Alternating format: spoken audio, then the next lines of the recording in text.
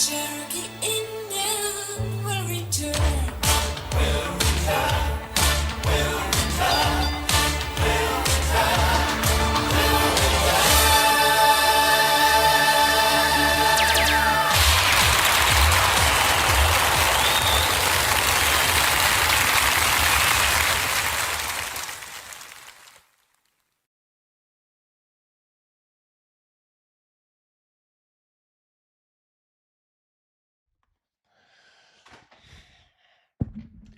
Ghosts in the machine.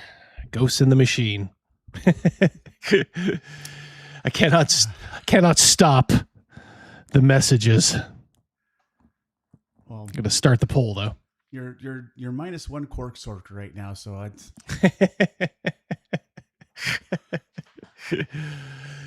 Apologies, guys.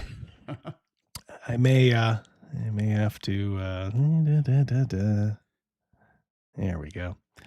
All right, so all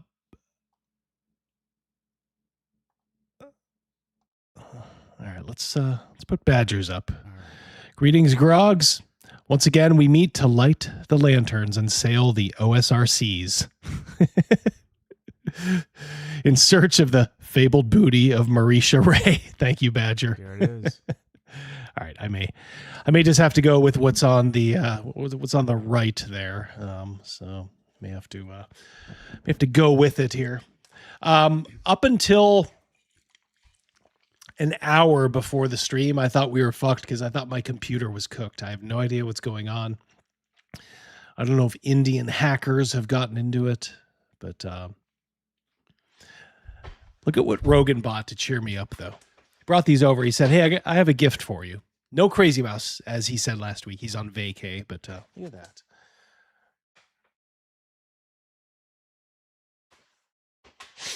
That's my quarterback. That's my quarterback.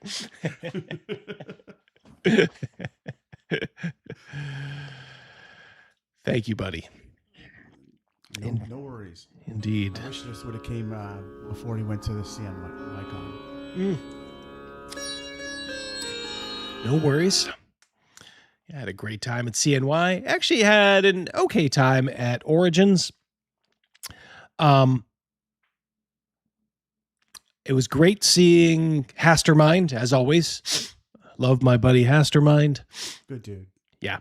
And he can carry a story. He is what I would call a raconteur. I don't know if that applies or not. Oh, by the way, somebody sent a goat trophy earlier. There it is. Yeah. Ultra, thank you for the goat the goat trophy. I'm not sure what the goat is, but we're not Muslim, so the goat is safe. No halal here. No, yeah, no. Greatest of all time, Double D. Yeah. No halal. Yeah, so it was great to see Hastermind. He has a lot of interesting stories. Something that's sort of broken since Origins was over is that those dumb tankies may try to move that con to Baltimore. That was like the scuttlebutt from Columbus to Baltimore. I'm not sure why they would want to do that. Like Columbus is like, I mean, for lack of a better, it's like the gayest city in America next to like San Francisco. Like every business has like pride this, pride that. So they are very friendly to Origins. So I'm not sure why they would even want to move, but they are dumb enough to consider it. Well, it's more, it's more centrally located, closer, to where more people can get to it in America. Yeah. Now Hastermind says they would have to break a ton of contracts to do that. They're probably still stupid enough to do it, but I don't know. As you said, they're leaving their base. Yeah, those ain't gonna come up. Those ain't gonna come up. Yeah, because all they're doing is just sorry, buddy. Just look for them. Be ready on those drops in case anybody wants to drop some dough in. Yeah, thank you, and thank you so much, Badger. Yeah, greetings, grogs. Once again, we meet to light the lanterns and sail the OSR seas in search of the fabled booty of Marisha Ray. Was there one earlier? It was just the goat trophy. Okay. Goat trophy. Yeah. Yeah. Crazy Mouse is at the beach trying to survive his vacation. He always has some very descriptive stories about his vacation. He does. Yeah. I'm sure he'll have a few when he comes back. So he is trying to make the most of it. Yeah. Post a pop cap. Yeah. As Donut Operator says, Bodymore Murderland. That's Baltimore. Yeah. Yeah. I'm sure those hood rats down in Baltimore will respect your pronouns before they jam a gun in your ribs and take all your lunch money. Yeah. Can you do? But yeah, it was great meeting up as always with Hastermind. I met up on Friday with Ryan, our dear friend Ryan Nikolai. Was able to have dinner with him and hang out, played some board games into the evening. And then on Saturday, I ran a game for Mr. Amino Jacko and his buddy. So it was a good time. Yeah. No one of consequence for $5. Okay, just to settle the matter, the hat that Howard is wearing is a fedora. The hat that Neckbeard's wearing is called a trilby. Know your hats. Yeah, very good. I did not know that. Yep, there is a difference. I used to partake in those kinds of hats myself back some days. But indeed, yeah. By the way, I would choose Howard. I appreciate the hell out of Lovecraft.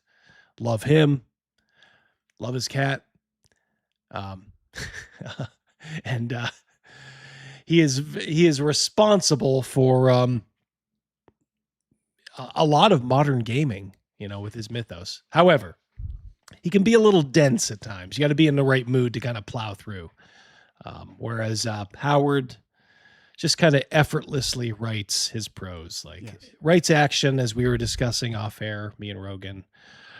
Writes action like no other. Go ahead. Looks like Lord Oz.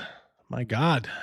Thank you, Lord Oz. Do you want to give him a drop? As she likes to say, lanterns are lit, so are the tits. She's my terrifier. All right there, Rogan? I am. First day in the shop. $2 cash. Are we okay? Yeah, we got it now. All right. Okay. You got the rare triple threat there, Lord Oz. I know. Holy cow. I'm like, Turned in my next novel, Sword of the Buchanan, Saturday. Think Dune times Highland, romance times Die Hard. Wow. That is quite a trilogy there. Yep. No release date, but guess early September. Thank you, Lord Oz. We will look for that. Let us know when that's out. I will definitely give it a shout out. Speaking of shout outs, I hope you saw in the intro. are my number one guy. We are still okay over there, Rogan? yep. Okay. Patty from Patty's Parlor. If you look in the link to the description, get his summer gear. The proceeds go to some very worthwhile causes, guys. So get some cool merch and definitely help our friend Patty out with his like I said his great nonprofits. Craig Bragg for 10. Rogan. All right. Can we do just maybe one this Just time? one this time. Okay. I was born with glass bones and paper skin. Every morning I break my legs, and every afternoon I break my arms. I've never seen that one until today. Now remember, you have to press the button again to get rid of it. Thank you, Rogan. Craig, thank you, buddy, for 10. I vote Lovecraft because I like my pulp writers racist. Well, as you heard, I gave a shout out to HP's cat. Ooh. Okay. JP sent some sunshine. 200 joules. Did YouTube start something? Thank you, JP, for sunshine for 200 joules. Is there like a new meta currency on YouTube that I'm not aware of? I'm seeing all these cool things. I'm getting goat trophies and sunshine and all kinds of stuff, Rogan. Uh-oh. Well, maybe that's why things aren't working with it right now. You need to get more jewels and sunshine. And then you hit the next level. I don't know. All right. Let's see here. I just want to make sure we're all running okay. Yep. I was cursed. You know, like some people were cursed to walk the earth, Rogan. I think I was cursed with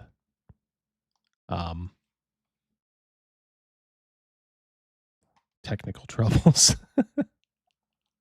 All right, here we go.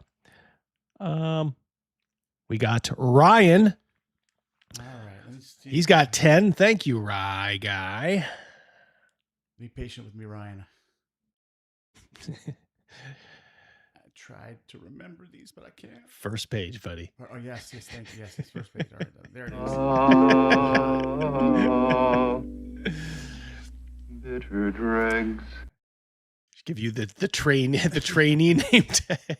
I'll read it on my hand, but I'm sweating. Thank you, buddy. And thank you, Ryan. The Conan Kane bundle is a tough combo to beat. Yep. Whenever I read an incomplete story of Howard's, it hurts. Yeah. Like witnessing a gorgeous sunset at noon. Gone too soon. Truly the bitterest of dregs. Yep. Thank you, buddy. It was good to catch up with you again over at Origins. We have Underleaf for 10. Rogan. The gun is good. Good choice. The penis is evil. We're going to see some penis later on. Uh-oh. Oh, no. I wish I was joking. How's that for a cliffhanger? You're not going to like it. It's blurred. Underleaf.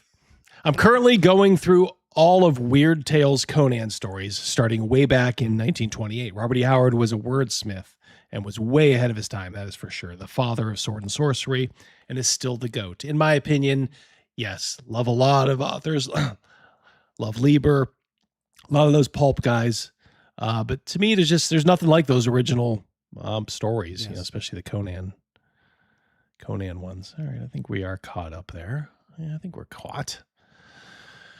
All right. Boy, we got Hungar. Right. Do we got that Carl's Jr. drop? Where's that? Do we got that? Should be right around there, Rogue. Be patient with me. I'm the Secretary of State. Brought to you by Carl's Jr. Why do you keep saying that? Because they pay me every time I do. Absolutely. Thank you, Hungar. Jeffrem over on Rumble for 5. So did you hear that Conan is getting a new series by the guy who did Samurai Jack? We're going to cover that. Apparently it's going to be based on his days as a pirate. Yes, we will definitely look at that. I got another trophy from Roy Loveday. He sent a trophy cake. My God. Do you guys am I missing something? What is this with like sunshine and cake and all this stuff? Goats? I don't know what the hell's going on. I know nothing. Nothing. I feel like I'm a stranger in my own show. We're all just trying to figure it out. Please bear with us as we settle in. I'm just glad we're having a show. I actually had the laptop ready. I had turned this effing computer on between 16 and 20 times. I am not a tech guy. I opened up, it's a tower. I opened it up. I pulled the RAM out. I put the RAM back in. And then finally it just worked. I can't explain it. I hate computers for that reason. Oh yeah. You just needed to do it on the 21st time. That's all. You just had to turn it on and off, 20 times before. And then just when I think things are going good, boom. The ninja chat is like going nutso. All right. So Let us go to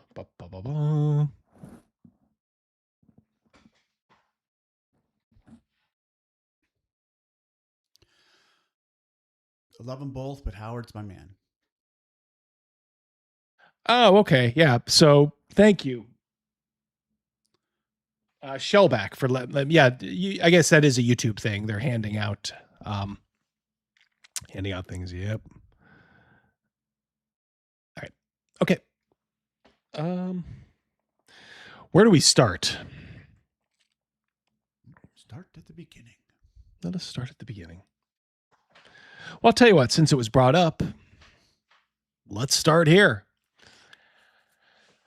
Yeah. Conan the Barbarian official on X, Jendy Tartakovsky. He's doing Conan the Barbarian, Queen of the Black Coast.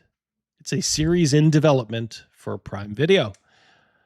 After finding love in the pirate queen Belit, a battle-hardened Conan defies gods, fate, and even death to save her from a dark sorcery that threatens to destroy everything. Yep, executive producer and showrunner Jendy Tartakovsky. You may remember him, Samurai Jack. Loved it. Great show. Cartoon Network. In a vacuum, sounds like a great idea, but you never know these days. I don't know what Jendy is doing. I don't know. I guess we shall see if he's given in or if he's still just kind of doing the usual good things he used to do. Get this up here. Sorry. There we go. But yeah, we have a super chat from Hungar for 5. Everybody needs to hit that like button. It doesn't cost any dimes. I'm looking for it now. Patient with me. Yeah, be patient with the new guy. Yeah. Come on, sausage fingers work.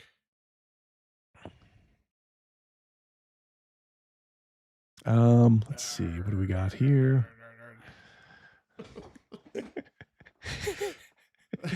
Okay over there? Panic, yeah. I've had that. I owe you.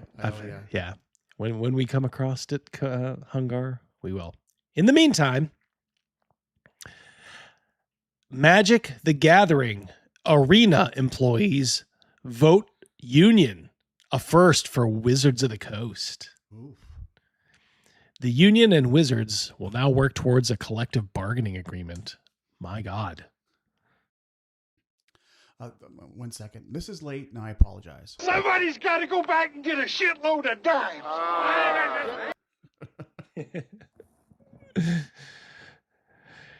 Thank you very much. Thank you for the laughing disco, Shellback. Yes, indeed. Yeah, I guess I am late on the draw here as far as this new meta currency, but we will roll with it. At least they're being highlighted on over on social. There's their logo. Their logo. The logo. The United. What is it? It's United something or other, but that's what they should. It's always like this communist fucking fist. United Wizards of the Coast. Is that what it says? Yeah, United Wizards of the Coast. So they're oh gosh. Fucking commie rats. So they got their own specific union specifically for Wizard of the Coast. They're not underneath the larger union. I think they're in the communication. From what I read, I think they're in the communication workers union. All right. Remember, this is the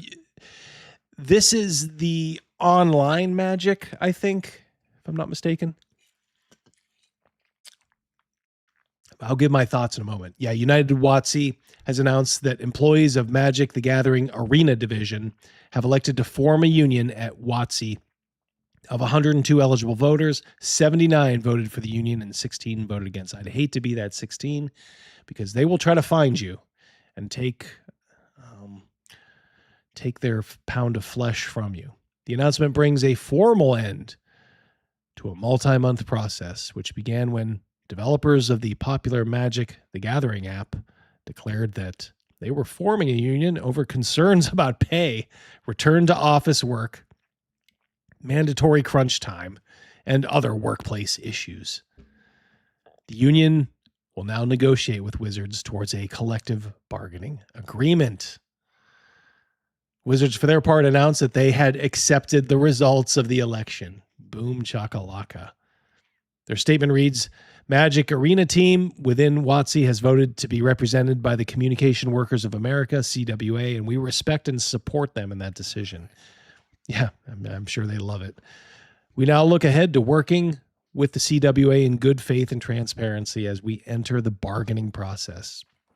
At Wizards, our commitment to building a culture where our people feel respected and valued and can continue to make incredible games and experiences for our players is unwavering.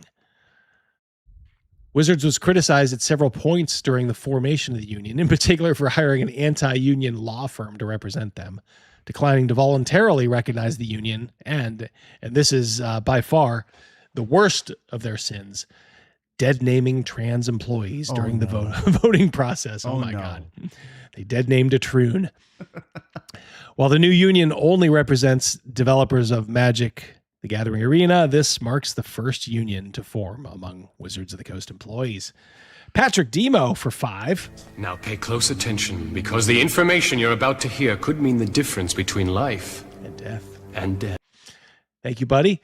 Having you guys on in the background while I work on the cards for my new expansion offering. Oops, get that up here. For Gen Con. Good luck. New guy Rogan may mean the difference between life and death. Yes. Can you guys hear me okay? Called his shot. Am I still quiet? You got to get in that yellow zone, Rogan. Hello, testing. There you go. Yeah, I'm here. I'll start screaming. Yeah. There we go. Just make sure you're always clipping in the yellow. Hello. There we go. Hello. Craig for 10. We got something for Craig there. All right. Let's find something special for Craig here. Ooh, I like it. Me and my brother used to reenact that. We would do that scene all the time. Woo, ha, ha. One of my favorites. Dirty Harry. Idiots. They'll get their agreement and be replaced by AI in 6 months. That's what the money's for. Okay, let's do that. Did you even know where it is? Guys, be a little kind tonight as far as the called shots. Maybe just let it happen, as you may have said in college at some point. Just let it happen, bro. Let it happen. Rogan is not familiar with Mouse's setup, so just like 12 pages. There's 10 pages of drops. So Rogan, don't worry. I'm sure Craig is fine with it. He's a good dude. I met him in person. But you can probably get one ready for, my God, Chris coming in with 20. Holy smokeroos. No, I'm not going to do that one. And that's how you scatter the roaches. Oh, yeah. Love that line. Terrible movie, great line. That's how you scatter the roaches. There's a 33 in a person. Careful on those called shots, guys. Ain't going to work tonight. 33 and a third chance that this message will be blocked. Howard trumps Lovecraft. I agree. They're calling it Queen of the Black Coast and not Conan, King of the Coast. You know what they'll focus on. Yeah, it's kind of what I was thinking. Woke-tards have ruined unions, of course. Yeah, as far as going back to the Conan thing, they picked a story that you're not going to be able to tell right away whether it's, kind of like modern day kind of gruel or not, because Belit legit in the story has kind of is sort of on an equal footing with Conan during the story. She is the captain of her ship. And of course, Conan, shows her who's boss, but it's almost like you have to wait until the next one to kind of see, because I don't think any other has any woman. That's why Belit was so, prominent in Conan's, heart, I guess. was that she was, not his equal, but, his match, shall we say. So thank you so much, Chris, for the generous super chat. Yep. And as far as the union, please. It's to me, I love it. Well, I'll tell you, we have Shield Mage here, Rogan. Do we got another oldie but a goodie here? Maybe one that we don't see that often.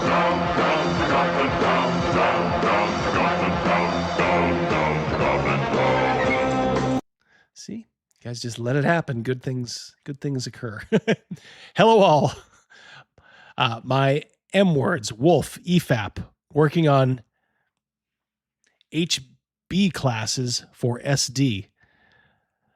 Completed a mage knight, and I'm on to a summoner. Got an SD sesh, Shadowdark sesh. Okay, tonight. Love you guys.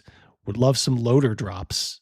We'll see if we can do that. Well, we do have the hobbits frolicking on the bed. It's a little, it's not quite a straight loader drop, but we will see it. Hi, Condor, says Shield Mage. Yeah, thank you.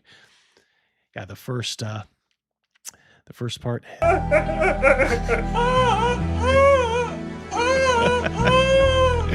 Those movies were on while we were in Origin, so I watched them in the hotel room.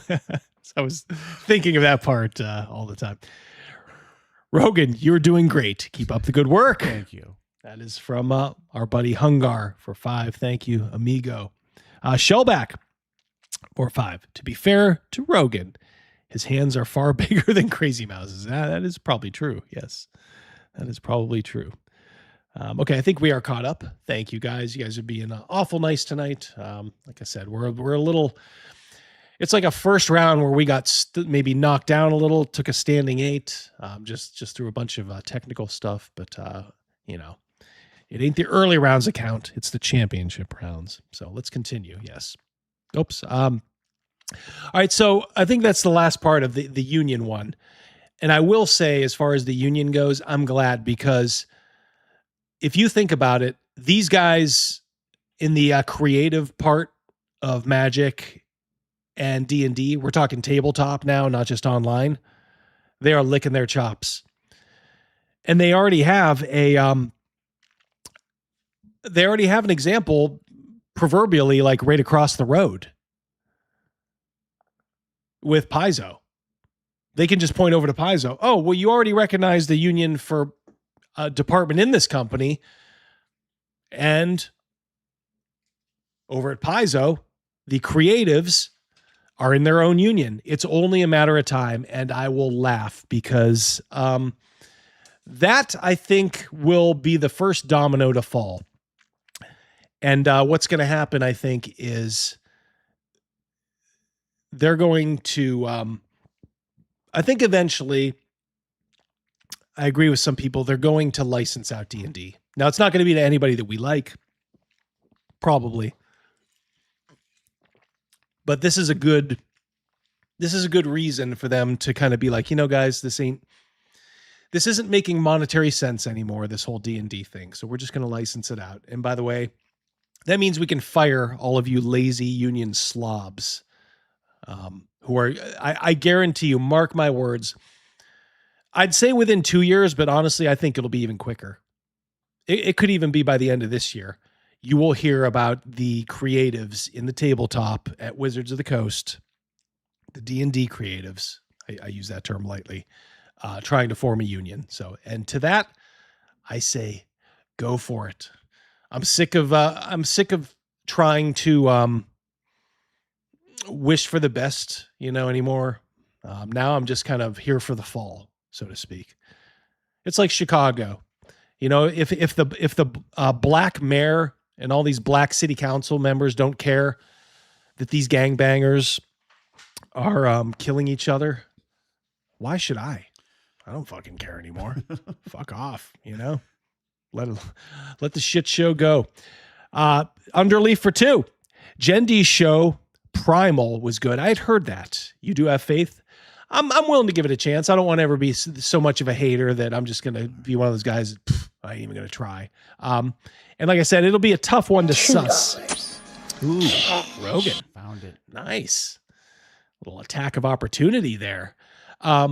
Yes, so I we'll see. I'll give it a watch for sure. If it treats Conan respectfully, and as I said, if they're doing that story, Queen of the Black Coast, I think it was. Belit is going to get a little. She is kind of a girl boss, so to speak, but it is kind of sort of in keeping with the story. Back then it was revolutionary. Now it's just kind of like, oh, really? Huh? Geez, another girl boss. James of the OSR. Give him something, Rogan. Give this nigga something. Anything. We got his favorite. Just freaking had it. Just freaking had it. Tell you what, you hold off for a second. I will read it. Robert E. Howard took writing advice from H.P. Lovecraft, and they borrowed from each other a lot. They did. Mostly Howard borrowed from Lovecraft. Yeah. I know they had some shared mythology. But both are superb. I can actually believe that. I think, Howard's writing was probably a little more like intellectual, so to speak. But I just sort of enjoy Howard a little bit better.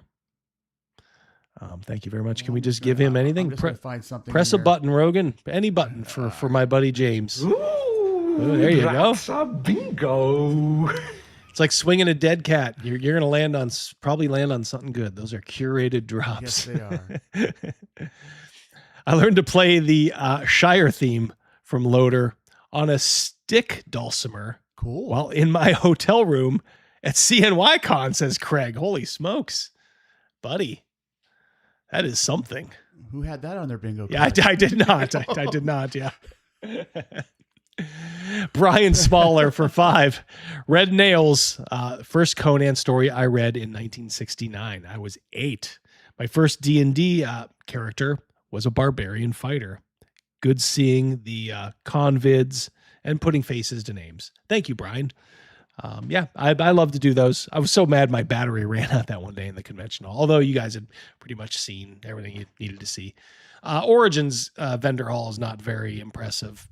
I will say Gen Cons it's just a madhouse though, of just people. Red Nails is one of my favorite Conan stories. Yeah. One of mine. Yeah, I like Red Nails. It's definitely up there. I like the what's the one, the Black River one, when he's out on the frontier. That's probably my favorite. Yeah, the one where they're fighting the Picts. Yes. It's probably my favorite. It's very I love the just kind of somber kind of tone of it all. And he didn't have to, like we talked earlier, he didn't have to overword anything for you to really envision what he's writing. Yeah. It's very accessible. Yeah. Osiris, good to meet you, buddy, and your friend. He says Howard 10,000%. Howard. I thought they smelled bad on the outside. All right, James of the OSR. No one beats Howard for describing combats. Yeah, nobody. He is simply the best at that. Go ahead and give James another one. Now off to your next event you go, and may the days of Morrowind be long, with the nights of Shadowmoor be. That's enough. I gotta trim that one down. That's a little too gay for even for me. I like having it in theory. Yes. No. But it can't be Double D. What are you doing? You can't have a 2-minute drop of some fruitcake with fairy wings. At the right time. Yeah. Yes. Boy, you guys are very generous tonight. Chris, Mad Scribe, 410. Ooh, I like that. Yeah, I do have a loader one. Yeah. Oh, I love that. You can almost feel the pain of that. Getting thrown down a bunch of stone steps. And nobody deserved it more than that little greasy little rat. Chris, for $10. All the big gaming companies are woke. Amen to that. If they fail, it's no skin off my back. Yep, nor mine. However, it might destroy the good half of the hobby too. It's a catch-22. I wish I knew how to change their minds. Yeah, it's one of those things. I I will always comment on it because I have a YouTube channel. I always kind of have to bite my lip because well-meaning people, whenever I make a comment or do a video, people go like, well, why don't you just play your game and just, that's enough. You don't need Wizards of the Coast. It's like, yeah, I understand that. We understood that, 6 years ago, a lot of people. In the same respect, doesn't mean it's not worth documenting and looking at. And honestly, just to let them know, like, yeah, you can't get away with it. Like, there are people out here who do remember the way things were, keepers of the forgotten lore, so to speak. And no, we're still here. And I refuse to go away and just be like, oh, well, that's just the way things are these days, Double D. Ha ha ha, Go quietly into the night and play your, whatever game you want to play. Yeah, I'll definitely play the games I want to play. But I'll be damned if I'm not going to be allowed to call out the brazen faggotry of Paizo or Wizards of the Coast on any given day. Yeah. So thank you, Chris. Yeah. And you are right. It would be better if they were a little more centrist, because that might drag the whole Overton window, at least in the gaming sphere, back a little bit. Because right now it is insane. It is insane. Wizards of the Coast has in their side pocket the amazing Pinkertons. This is true. Yes, I think these people who are unionizing should look into history a little bit and know what the Pinkertons do. Yes. I have an assignment for you, Rogan. Okay. You're to find right now that Marisha Ray drop, because James has said, what did I do to piss Rogan off? As she likes to say, lanterns are lit, so are the tits. She's my cherry pie. Sorry about that. Did not piss him off. Yeah, you guys have to understand. Yeah, this is, believe it or not, it's not as easy as one might think.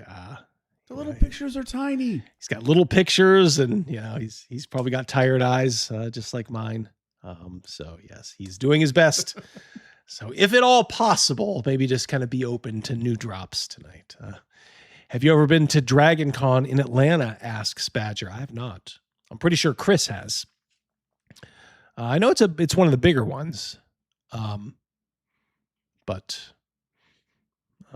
yeah, I have not been that far south for a con yet.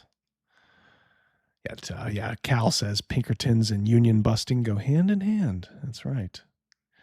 Hulk smash the like button too. Yeah, please do. Yes, hit that like button.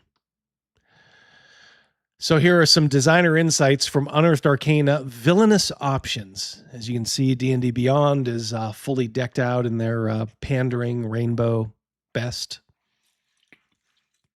It just keeps getting worse with them. It does. Yeah. After our second Villainous Options Unearthed Arcana debuted, we met with members of the D&D Community Advisory Group. Yep. Those are the sensitivity readers I covered a couple weeks ago to talk about Unearthed Arcana playtests. We asked those trusted community leaders, the dungeon dorks. This was all run by the dungeon dorks, people like that. Ugh. Jen Kretschmer from her fucking wheelchair. Questions about Unearthed Arcana, such as cadence, timing, and transparency. And what we heard during those sessions echoed feedback we've received recently from fans like you. One recurring nugget of feedback is that fans want more transparency when it comes to playtest content. How about just making good shit? More transparency. I don't understand that. Is that a code word? Transparency. I don't know. Yeah. When it comes to playtest content, it can take a while for playtest content to appear as an official D&D product. Understandably, players and DMs want to know the fate of the content they've seen before it shows up in release. Did the subclasses from the last playtest do well? What about the 2 paths of villainy? Can I expect to see a subclass I loved? Blah, blah, blah, blah, blah, blah. We appreciate your feedback, truly. So these are the, and that's from Justice Raman Armin. These are what they're posing. The Path of Lament Barbarian subclass. It was not a sad story. Respondents felt it had great flavor and great features. You might see this subclass appear in a future product with some minor tweaks. Respondents loved the Pestilence domain subclass. Did they? That can't be a lawful good at all. No, these are all evil. Remember what they said back in the Satanic Panic? Like you're playing a satanic game and you'd be like, no, I'm fighting evil. But now it's like, well, no, They're just fighting. Now you are evil. They fight, they apologize, and they bake together. That's right. The Circle of Titan Druid was a big hit. Huh? The Hell Knight Fighter. Hi, I'm a Hell Knight Fighter. What's up, dudes? Like, how does that even travel with like a regular party? Could have burned brighter. Respondents love the narrative and theme, but just didn't like the mechanics. The Warrior of Venom Monk. God, these are all so cheesy. Right out of a spray can. Yep. Like the Hell Knight, the demonic sorcerer subclass oozed with demonic flavor. But didn't we already have that with the Warlock? I thought so. Kind of the same, kind of a very But the similar thing. Warlock kind of walk that line. These are just like, hi, I'm a demon sorcerer. I'm a Hell Knight. Then who the fuck are you fighting? Right. I don't know. Well, they're not going to fight against slavery. Oh, yeah. Or sacrifice. Two passive villain, the Path of the Death Knight, Path of the Lich, were welcomed with open, rotting arms. You might see these two feats appear in a future product. They did, the one didn't make the cut. The Primordial Patron, the Warlock, received mixed feedback. Players felt it was too thematically similar to the Genie. Oh my God, they have a Genie Patron? Genie one? What the fuck? Oh, that's from Tasha's Cauldron of Queerness. Yeah. So we're putting this one on the back burner for now. Didn't meet our high standards for inclusion. Okay, if you say so. Back to the super chats. Chris, for 5, I worked for Dragon Con for 10 years. I was second in charge of the Hollywood Walk of Fame. Oh, Chris has I'm going to throw this out there because I'm messing things up. Yeah, be careful, Rogan. I hope that's somewhere you may find if there, where there's a width, there's a way. Oh, Cyrus, good to meet you, brother. Yeah, I forgot to ask you if you saw that restorative justice crime game booth at Origins with a question outside of it. With the queen outside of it talking about incarcerated Kang's stats. Oh my God, no. Huh? Restorative justice crime game. Oh my Lord, at Origins. I did not see that. How did I miss that? There was a queen. A queen. By that, I'm thinking you should have spelled that Kween. Brian. Yeah, talking about incarcerated Kangs. The most important tool is respect. Gay! Thank you, buddy. I didn't, but now I'm kicking myself that I did not see that. Holy shit. A restorative justice game.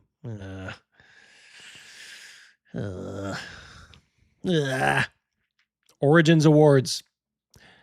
Hastermind said sometimes they'll make a big deal out of these. I guess these are sort of, they're not the equivalent of the Ennies, but Origins technically does have their own awards. And as Hastermind said, sometimes they'll make a big to-do about it, and then sometimes they'll just be like, oh, by the way, here's your award. So this may have been one of those years. The Land of Eam and Call of Cthulhu were big winners at this year's Origin Awards. Awards handed out by Gamma and the Academy of Adventure Gaming Arts. Land of Eam is a lighthearted RPG. At first I was like, oh boy, here we go. But I may have a different opinion of that. Call of Cthulhu, the Stora of Pale Leaves. I don't know what that means. Twin Suns, Rising, a Call of Cthulhu RPG adventure set in 1980s Japan, one role-playing game. Let's see. Yeah, one role-playing game supplement of the year. Okay. Sutra of Pale Leaves. Maybe that's okay. I don't know. Non-RPG winners include Lord of the Rings, Fate of the Fellowship for cooperative solo game of the year, Blood Bowl for miniatures game, and Hot Streak for party game. Notably, this year's Origins Awards did not include a fan favorite award, so that leads me to believe this year was just kind of a, here, just take it. Also, at Gamma's at Origins, the seminal Apocalypse World by Vincent and Megwe Baker was inducted into the Academy of Adventure Gaming Arts and Design's Hall of Fame. This is a rare accolade for a role-playing game. Most of the previous inductees are board games. Apocalypse World. I don't like Apocalypse World very much. I mean, it's okay for certain things, but to me, it's just a lazy political person, game designer's system, so they can just jam as much political crap into a very simple system that they don't have to think too much about mechanically. It's only the 8th RPG to be included, joining D&D, Call of Cthulhu, Traveler, GURPS, Amber, Diceless, and Cyberpunk. I don't know if it belongs there. Yeah, I'm not familiar. I've heard of it, I think, but I'm not familiar with it at all. Yeah. James, 10 memberships. Oh, my boy. What is it that you do here? Merchandising. Merchandising. Thank you very much, James. Love it. Thank you, thank you, thank you. That's awesome. Very generous. Thank you. Yep. James again. Give him something, Rogan. All right. Oh, son of a gun. You thought I was going to say son of a bitch, didn't you? Been a while since I've seen that one. Double D was on my stream earlier chatting about stuff. Had to tell him to check Discord. Yes, we are going to be looking at that video right after this. Thank you very much for that. But wrapping up here, this is that Land of Eam, and at first I was like, oh boy, but I actually do think this is just aimed at kids. Looks like it. Yeah, which is fine with me. What I hate are those cozy RPGs that are aimed at adults who just don't like adulting. Rum chums. Yeah. That's not even cozy. Yeah, I think this legit is a kids RPG. Yeah, Dungeoneer Academy. And now I'm not saying it's great, don't get me wrong, but I'm willing to kind of be like, all right. All right, let's what James was talking about is okay. I would like to try and do that. So I kick his sword. This is are you ready, James? Hope you're watching. This is Marisha being Marisha. I literally shimmy behind this assassin. Yeah. To his shield and kick his shield to him as well. I'm going to need a difficulty 10 acrobatics check. Okay. So we're gonna roll. The sword is on the near side of the assassin, so the sword you can kick over there as your object interaction, no problem. Okay, but this is for the shield. This is for the shield. I'm not great. 11. It's exactly 11 minus 1 is 10. So, an invisible, Marie, I hate to bring this up, but you have remarked on it quite a lot. I got take old biddies. You got take old biddies. So shimmying against the wall, you suck in your boobies. Suck it in, Murray. And squeeze past. Ooh. Well, yeah, well. Okay. The big old titties. Yeah. Buy that for $1. James is gonna be dreaming about that all night. Thanks for sharing that. Marisha got fat. She didn't get fat. Let's be clear. She didn't get fat. She got matronly. She's enjoying life. Not quite Rubenesque. Yeah. She had to squeeze her big old tig old biddies. All right, what else do I got? She filled out, yeah. She filled out, yeah. Let us go right now. Let's do some D&D TikTok. Oof. Yeah. Let's do this. We can do it, Rogan. It's why we fight. This is why we fight. You'll see. Update, my D&D character and her love interest did not go on their date to the Newport Aquarium. By the way, this game takes place in the real world in the Cincinnati, Ohio area. Instead of going to the Newport Aquarium, they got teleported to Memphis, Tennessee, where we are having a major battle with a mummy lord in the Bass Pro Shop Pyramid. A D&D game at the Newport Aquarium, Cincinnati, and they go to the Bass Pro Shop in Memphis. Yeah, these are the D&D games that people are fucking playing. I gotta ask a question. I like down in certain southern areas. I have relatives down in Alabama, and they say everything's a Coke. If you want a Pepsi, it's a Coke. You want an orange, it's a Coke. Is this the same kind of mentality? Every role playing game is D&D. Yeah, like every tissue is Kleenex. Yes. Yeah. Man, I don't know. I have a feeling though she makes a lot of videos I saw on TikTok. Oh, really? And I don't think she's some, dilettante. She has a bunch of D&D content, so I think she is playing. She knows what she's playing. But really, a D&D game in Cincinnati. Sent to Memphis, Tennessee to fight mummies in a pyramid at the yeah, exactly. The most important tool is respect.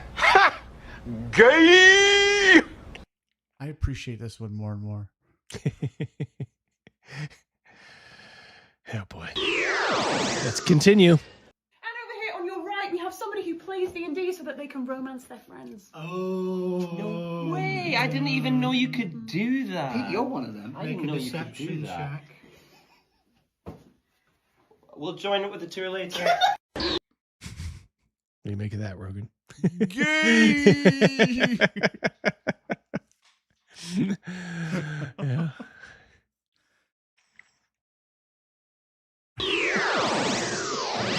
Christ's most powerful spell was changing. Yeah, go. Transmutation. Transmutation. You don't think it was? You don't think that it was? Coming back from the dead? No. Well, I feel like he just cast like false light, or what's the one where you pretend False to be light, dead? Yeah. Nothing like insulting all of the Christians out there. Feign death. Yeah, just like some Finley shit. Third level spell. Yeah, real fun. Quick. And then it was funny how they never make fun of Islam and their pedophile prophet. They don't. The guy who married a 6-year-old and banged her when she was 9. Boy, you'd think if that had somehow been in the Bible anywhere, that is the first thing they would go to. But these disingenuous cocksuckers, none of these people will say one word about Islam. Cowards. You fucking cowards. Who's the author of the Satanic Verses book? Oh, it's Salman Rushdie. Yeah, so what happened to him? Got shot in the eye, didn't he? Got stabbed in the eye. Stabbed in the eye. Right up in Chautauqua. That's only about 40 minutes from here at the Chautauqua Institute. 2 days of him in there being like... Some Roman soldiers walking up and Christ, a squib goes off. And he's like, I think we got him. Did you get him? Yeah, real funny. Real funny. Patrick Demo for 2. Lovely. I have a new fresh reason to hate them all. Yes, me too. Yep. Disgusting people. It's our friend. It's our friend. We remember him, don't we? I remember him. him. Yeah. I have a little bit of an announcement. I am starting a D&D game coming pretty soon in the next week or so. Rogan, you in the mood? Are you in the market for a new D&D game on the side? Oh yes, I've been itching like a rash. Boy, yes. And I already have my players, and I'm going to be streaming here on TikTok and also other places, and I'll be putting the sessions up probably on YouTube, maybe on Twitch too. Stay posted if you're into D&D and you like trans people playing D&D. Rogan, you like trans people playing D&D, don't you? You've expressed that to me, that desire to me, many a time in the past. Let's talk about it. It's like Double D. We need to see more trans people playing D&D. We need to be more transparent. Yes. Which I know is a lot of us. Don't watch my stuff. I have 2 other trans women that are going to be in the game. So 2 other dudes. A couple cis people too. So it should be fun. But yeah, come check it out. It's called Tales of the Fox. Tales of the Fox. Yeah, I bet it is. Yeah. Furry mischief. Later. Oh. All right. What are they about to say? Well, her lanterns aren't lit. No. Probably because it's not a she, it's a he. We have become an early John. Hold on 1 second. We become an early John Waters movie, says OSR Edgelord for $1. Thank you so much. Soleimani. My God. Holy moly. Thank you so much for 80 Australian. Give him a drop or two. Do we have the Chinese meal? I'll find it. I'll tell you what, I'll read it. That'll give you plenty of time, Rogan. Finally made it to the U.S., says Soleimani. Emigrated on the 15th. Congratulations, my friend. Why couldn't go to Origins? Okay, yep. Good to be in the land of the free, home of the brave. Yes. Now I can say out loud without coppers kicking in my door in the middle of the night. Australia is slipping into total totalitarianism. Yeah, I have a little clip during the lunacy montage from Australia, and you can probably verify that that's what's going on. But congratulations so much, Soleimani. We always see you usually in the comments afterward, because that's obviously because you're down in Australia. Now you can join us live. I love it, amigo. And thank you so much for the generous super chat. Rogan, what do we got for this? I'm trying to find it. I had it, and it's gone. That's all right. It's all right. How about just giving him one right now? All right, and then we'll give him that. We'll give him another. It's all right. Might be trying to get our attention. I don't know. Got our attention. But he just got mine. It's a good one anyway. I like it on its face. Ryan for $1. Sounds like a sausage party. Yeah, that would be the quote unquote trans game. There's going to be cis people there too. Cal for $2. Room for some mum chums as always. yeah. I imagine there'll be a little side game of the $2. Ooh, yeah. Found that one. Cash. Thank you very, very much. Yeah. And once again, Soleimani, congratulations, buddy. That is awesome. Welcome to the US of A. Yeah, we have all these. I even have a little bit all these World Cup people coming over here and discovering that the suburbs of America are like a paradise. The inner cities are shitholes. That's because they're all run now by democratic socialist douchebags. A surprising number who still live at home with their parents. Like I think the mayor of Seattle, that chick, I think she still lives with her at home with her mommy. Not in the inner city. Probably, yeah. Her mom probably lives in the suburb. Yeah. JJM director for $5. Damn, bro. Dinner time in between Ubering. Nice, quiet Denny's interrupted by. Yeah, I think I know what interrupted that. My apologies. But here we got more here. It is once again the eve of Pride Month, and I just want to say that D&D can be really helpful for exploring your gender identity and sexuality. Rogan, agree? Agree. You've often explored your sexuality at the table. At the table? No. But there's a reason why I have those Velcro pants on. Soleimani, you're down in Florida. If you're near Orlando, that's that may be where James may or may not be where James of the OSR is from. I played several female and gender nonconforming characters before I realized I myself am trans. So if you're in the closet, if you think you're a woman in a man's body or a man in a woman's body, by all means, play D&D with someone. Play as the gender you're exploring as. It's a lot of fun. It's very informative of your inner self. or actually a licensed therapist. Yeah. Yes. Yes. Oh boy. Okay. Brian, Pride game, the 5e version of the magic item girdle of gender reversal needs a die 1000 table to cover all the possibilities. Thank you, Brian. That's a true story. Right Yes. there. Yeah. Yep. Yeah, James confirms. Yeah, Orlando. I kind of knew that, I guess. I just wanted you to be comfortable with that, James. Yeah. So, Soleimani, if you're in Florida, maybe you can get, if you're near Orlando, perhaps you can hook up with James, who's a good dude. I plan on going to Orlando once I'm retired. I can have dinner with James. Here's my D&D hot take. I've played this guy before a long time ago. I don't like this guy. He's one of these people I hate most. He's like a quote unquote grognard. Right. Hold on 1 second here. I want to make sure. Yeah.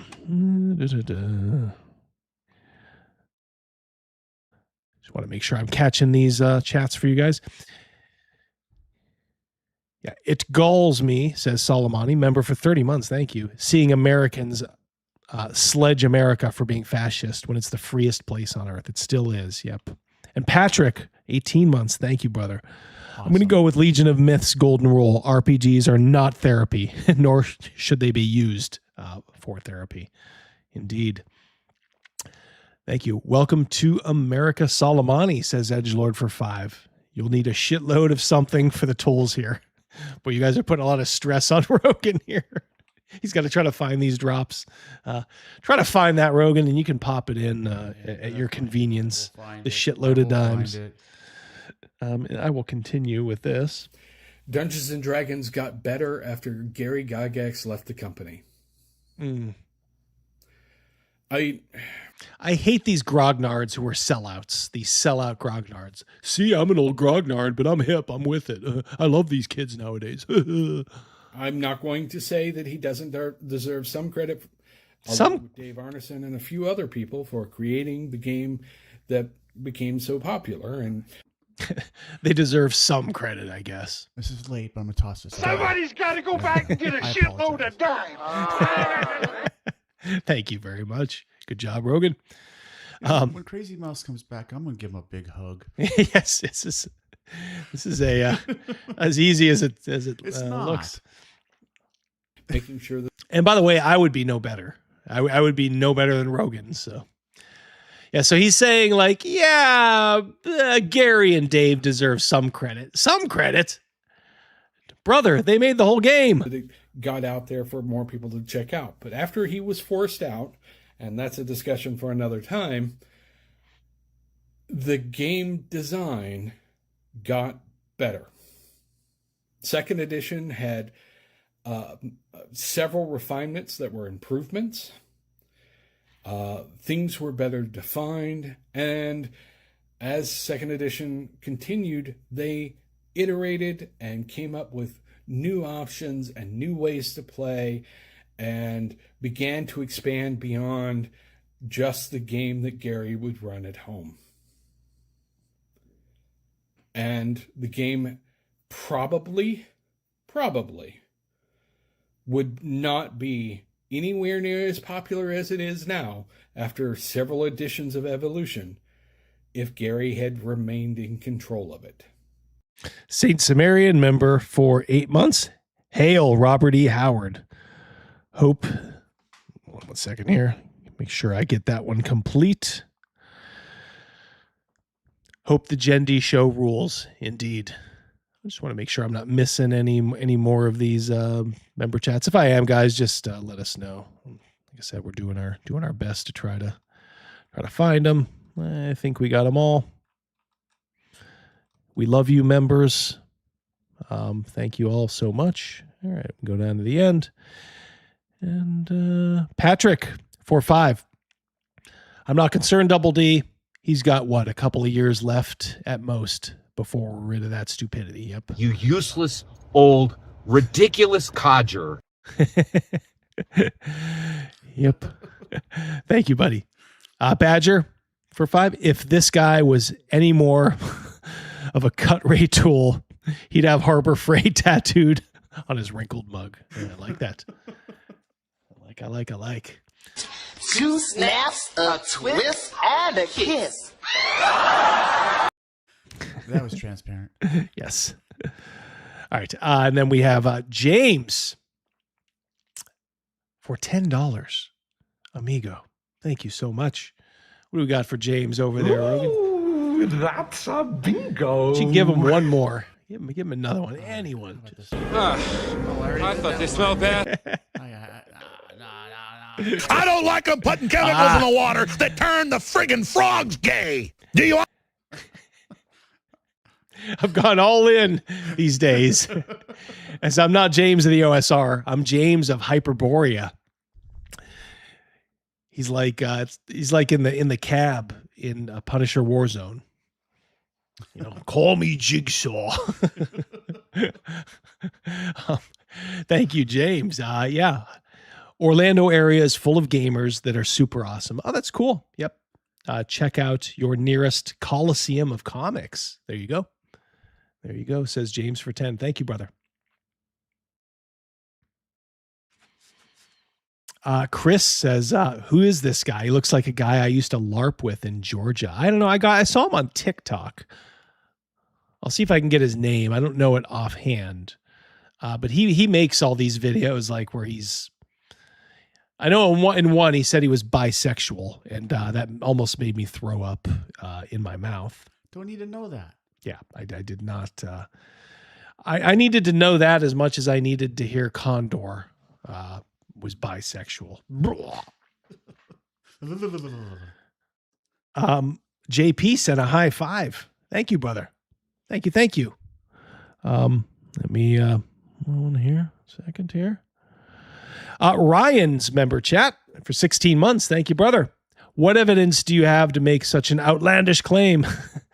The eyes don't lie. And as Garibay says, 85, you're probably dead. 65, 75, 85. After that, you're probably dead. 55, 65, 75, 85. After that, you're probably dead. Rogan gets the W. Shawnee for 5. My Lord, 5 memberships. Thank you, brother.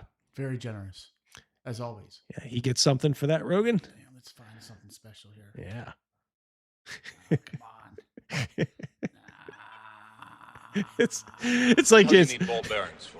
Oh, come on, guys. It's all ball bearings nowadays. I think they're just sending the chats in to make you suffer now because they can hear you. They can hear the pain in your voice. Thank you so much. Thank you, Shawnee. You the man, as they say. Yes. You the man.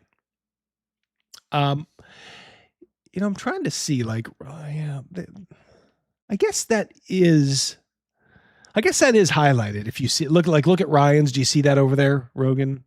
Yes. On the left? That is highlighted. So that is his member chat. Okay. It's not like tagged, but it is highlighted. So that's good at least. Okay. I suppose. Okay. Yep. Sorry. That's just inside baseball there. Cal for $5 for some great news. My younger daughter is expecting, due in November. Outstanding. First grandchild. Oh, Cal. Congratulations. Thank you so much. He deserves something for that, Rogan. Oh, let's find We're gonna push you to the limit. We're gonna push it to the limit. We're gonna make you walk along the razor's edge. I can find a damn thing. Come on. I love the actual pain in your voice. Like, it's like it's actually hurting you to scroll through the pages. I'm sure any will do, Rogan. Any will do. Cal, you are going to love it. Welcome to the party, pal. Yeah. And thematically it works because I am a grandfather and I can say it is awesome, Cal. You are going to love it. We spoil our granddaughter and she is the apple of our eye right now. That is awesome. Okay. Yeah, Mac for 5. After Gary, we eventually ended up with lesbian paladins, beholders in mascara, and gay dwarf bakers. Is D&D really better? Is it better? Is it really better? Well put, Mac. Ryan over on the dark side. All that being said, Nerd Cognito's impression of Condor saying, "I'm bisexual," always had me in tears. Yes, I would always chuckle at that too. That's why I will do it. We wanted to let it rest for a little while. I'll hit Ryan back up and we will do we'll do another Vultureverse stream coming up here sometime, maybe in the next couple weeks. Let's get this tool out of the way here. I'm sure I will get some people who disagree strongly with me, but that is my current D&D hot take. Enjoy. I didn't enjoy that. I did not enjoy it at all. He's entitled to his opinion. I did not like it, Sam. I did not like them in a box. Yep. Patty, Jeffrem has been chosen as today's White Dwarf Summer T-shirt winner. Oh, cool. Thank you, Patty. Yeah. Remember, guys, I put the link to Patty's merch in the description. Should be right up near the top. Check it out, guys. Some really, really cool nonprofits. I know. I'm just going to go ahead and assume everybody here is 100% pro-life. And, some of the proceeds are going to go to a very worthwhile pro-life charity. So, and thank you, Patty. Yep, I had your, I don't know if you saw, but I had your still up earlier. All right, so what do I want to do here? All right, I think we should reset here. Let's reset. All right. Patty gifted 1 subscription. Thank you, buddy. Thank you very, very much. Very, very excellent. Grateful to you. Trying to see why that isn't highlighted over here. Deep breath in, deep cleansing breath in. All right. Yes. Thank you, buddy. Thank you. Thank you. So let's see. All right. We'll go back into something here. Just kind of wanted to take a deep breath, let Rogan let Rogan get his bearings. Wipe the sweat off my thumbs. I love the like it was physically burdensome. It's like the first time I ever played a video game. These thumbs aren't working. Yes. They don't work. JJM for 2. Jesus. Now she's on the phone. Thank you very much, JJM. How's the poll going? Let me check the poll real quick. Howard. I'm not surprised. Yeah. Mad respect to Lovecraft, but yeah. But damn. I'll say 74. I didn't expect that. I guess 145 votes. That is a runaway. Damn. All right.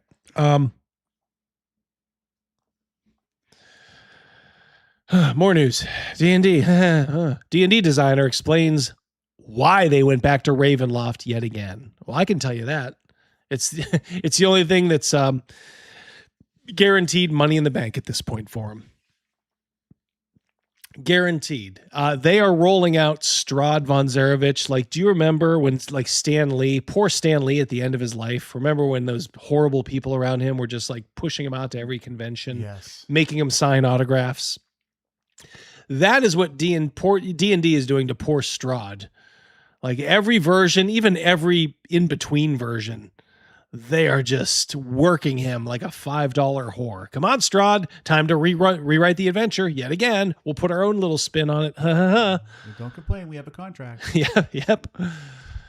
Why Ravenloft is the first question I asked D&D principal game designer Wes Schneider. He's the You Got Ogres guy.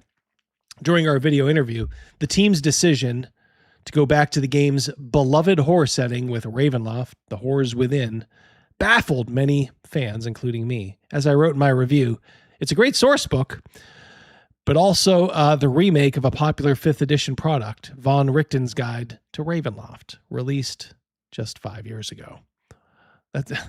They can't even go 5 years without repeating themselves. That's how little creative juice is left at D&D. Also, I may be a traditionalist, but having the horror entry in D&D's new seasonal model drop in June rather than October just feels wrong. Yeah, so they even fucked it up. They're doing these drops during every season of the year. I mean, you talk about a gimme. Why wouldn't you theme Ravenloft to your October? Nah, can't do that. I guess that would be too easy. Well, because in October they're going to celebrate something involving Easter. Some sort of festival. I mean, don't give them any ideas, Rogan. I mean, we know what they'll do. Strahd is like Biden. Yeah. Strahd is like Biden, Cal. Yep. It's a bunch of malarkey. Schneider's answer had more honesty than a Zone of Truth spell. D&D is a business, he said. We're always looking to do things that we think are going to be the most resonant in the marketplace. I told you. It's pure. It's the only guaranteed money they can get now. They know all those shit things like Journeys to the Radiant Citadel. That has a very, very small market. As much as they want to crow about it, Strixhaven, even the modern D&D gamer is going to pass on that. They may be sympathetic to its themes, but they realize like, all right, I'm not going to lay out $40 for something I'm never going to use, but hey, go trans people. We also make this game in constant conversation with our fans. But which fans? I mean, if you allow us the certain circle of fans to show up all the time and dismissing everybody else, well, they're your fans, but it's also a lie. Yeah. People continue to play Curse of Strahd. Horror adventures are, I would argue, core to the D&D experience. Chris for 5. They will not stop until everything we value has been destroyed. The upside is we can create new IPs, and they cannot. Yeah, they are stuck on this treadmill. It's like Groundhog Day. Let's release another version of Ravenloft. Get ready for another like Tomb of Horrors related, they did Tomb of Annihilation. They'll probably do another Tomb of something that's going to have Asarak, in it. And wheelchair ramps. And with plenty of wheelchair ramps now that Jen Kretschmer is advising them. God. It's kind of funny. Like I said, I no longer, feel bad for. I don't ever know if I ever felt bad for him, but it's like a slow motion car wreck, involving people who you hate. Like you don't necessarily want to see him die, but a broken leg or two, ain't gonna make you cry or anything. So yeah, these, as Chris noted, let me tell you, Hastermine slipped me Outcast Silver Raiders, which is an OSR product. I'm really enjoying going through it. It's a pretty cool little all-in-one. It's like an OSR game. It's a little different than your traditional D&D, but I don't know. It's got this kind of cool setting of like a ancient magical Scotland, kind of dark, with kind of demons in it, but it's not like super duper edgy. It's really thematic. And I'm sitting there thinking like they couldn't possibly do this kind of thing in D&D nowadays. They have sanitized and trooned everything to the max to where that kind of creativity is just gone. So contrary to what Scott Garibay thinks, like all the creativity is in the OSR and, related these days, depending on how you view Shadowdark. I mean, I view it as an OSR product just due to theme and kind of feel. A lot of people exclude it, but I also include Castles and Crusades, which is actually more 3rd edition kind of based, if anything, but I still think it's an OSR game. So yeah, I'm glad to be on this side. It's actually kind of cool. Like the people over there have to kind of convince themselves that they're having fun. Do you ever see people that are trying to convince you they're having fun, but they're not having fun? It's painful to see. It is, yeah. Even if you hate them, part of you is kind of like, ooh, yeah, because maybe you've been there at one point, like you can't. Sorry, we ain't buying it. No. Schneider said the decision was driven by both commercial realities and genuine enthusiasm from the design team. God, yeah, genuine enthusiasm. I'm sure they were enthusiastic because they didn't have to do any fucking work. Because they have like 100 of these same source books and adventures they can just mine through and just repurpose and throw into another Ravenloft. They'll grab something old, go over to the wheel, spin the wheel, how they can make it as gay as possible. Yep. And then the other wheel about as stupid as possible. Mm-hmm. And a third wheel about cooking. Yes. Commercial. Schneider said the decision, cooking Ravenloft style. Gonna get a lot of rare in there, a lot of rare meat. Schneider said the decision was driven by both commercial realities and genuine enthusiasm for the design team. Ravenloft remains one of D&D's most popular settings among fans and internally among the designers. Sometimes we just get to do the things we really want to do, says Schneider. Edgelord for 5. Good to see you, brother. Yes. Won't buy WotC. Gave creators more money at CNYCon than I gave WotC in the last 10 years. Amen, brother. Yep. Arduino, as you can see over here, over my shoulder. Dave and George, the Emperor's Choice. If you follow me on X, I painted some miniatures that they were selling at the convention. Basically, the cast of Conan. The first Conan plus Bombada. So it was really cool. I keep hearing so much about Arduino. Yeah, I would love to play in a game. I don't know if I'm capable of running one yet, but yeah, maybe I will try to slide into a Arduino game at CNYCon next year. Just super duper guys though, and Edgelord is a great guy too. Yeah, seems like a fun guy. It's hard to argue with anyone praising Ravenloft. Still, the fact remains that The Horrors Within isn't an entirely new book. Well, you're asking dumb, woke, profoundly untalented people to create something. It's the best they could do. According to Schneider, the team discussed the possibility of making a new product. Another big adventure similar to Curse of Strahd in scope and style. The 2024 rules revision, now officially 5.5. Oh, thank you for that.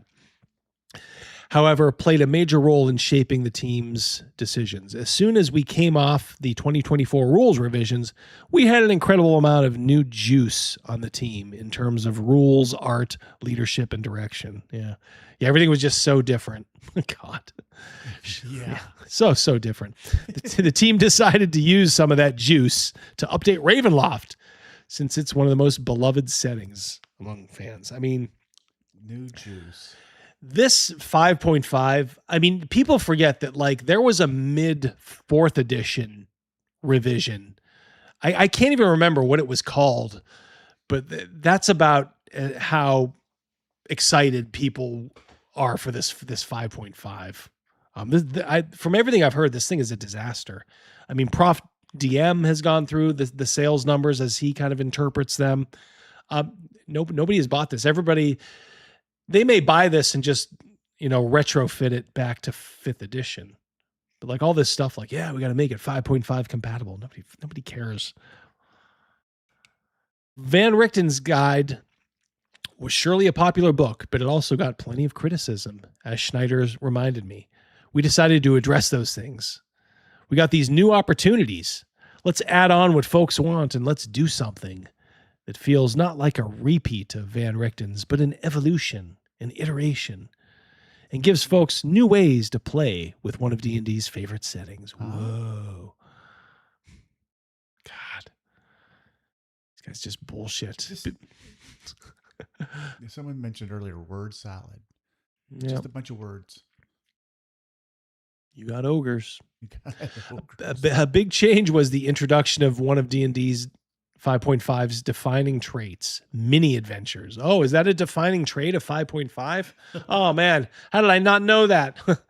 This guy's a chump. Mini adventures. It's because it's like, it must be written for like the TikTok generation. So we need adventures for the people with like 2-minute attention spans. So we're just going to do mini adventures all the time. Huh?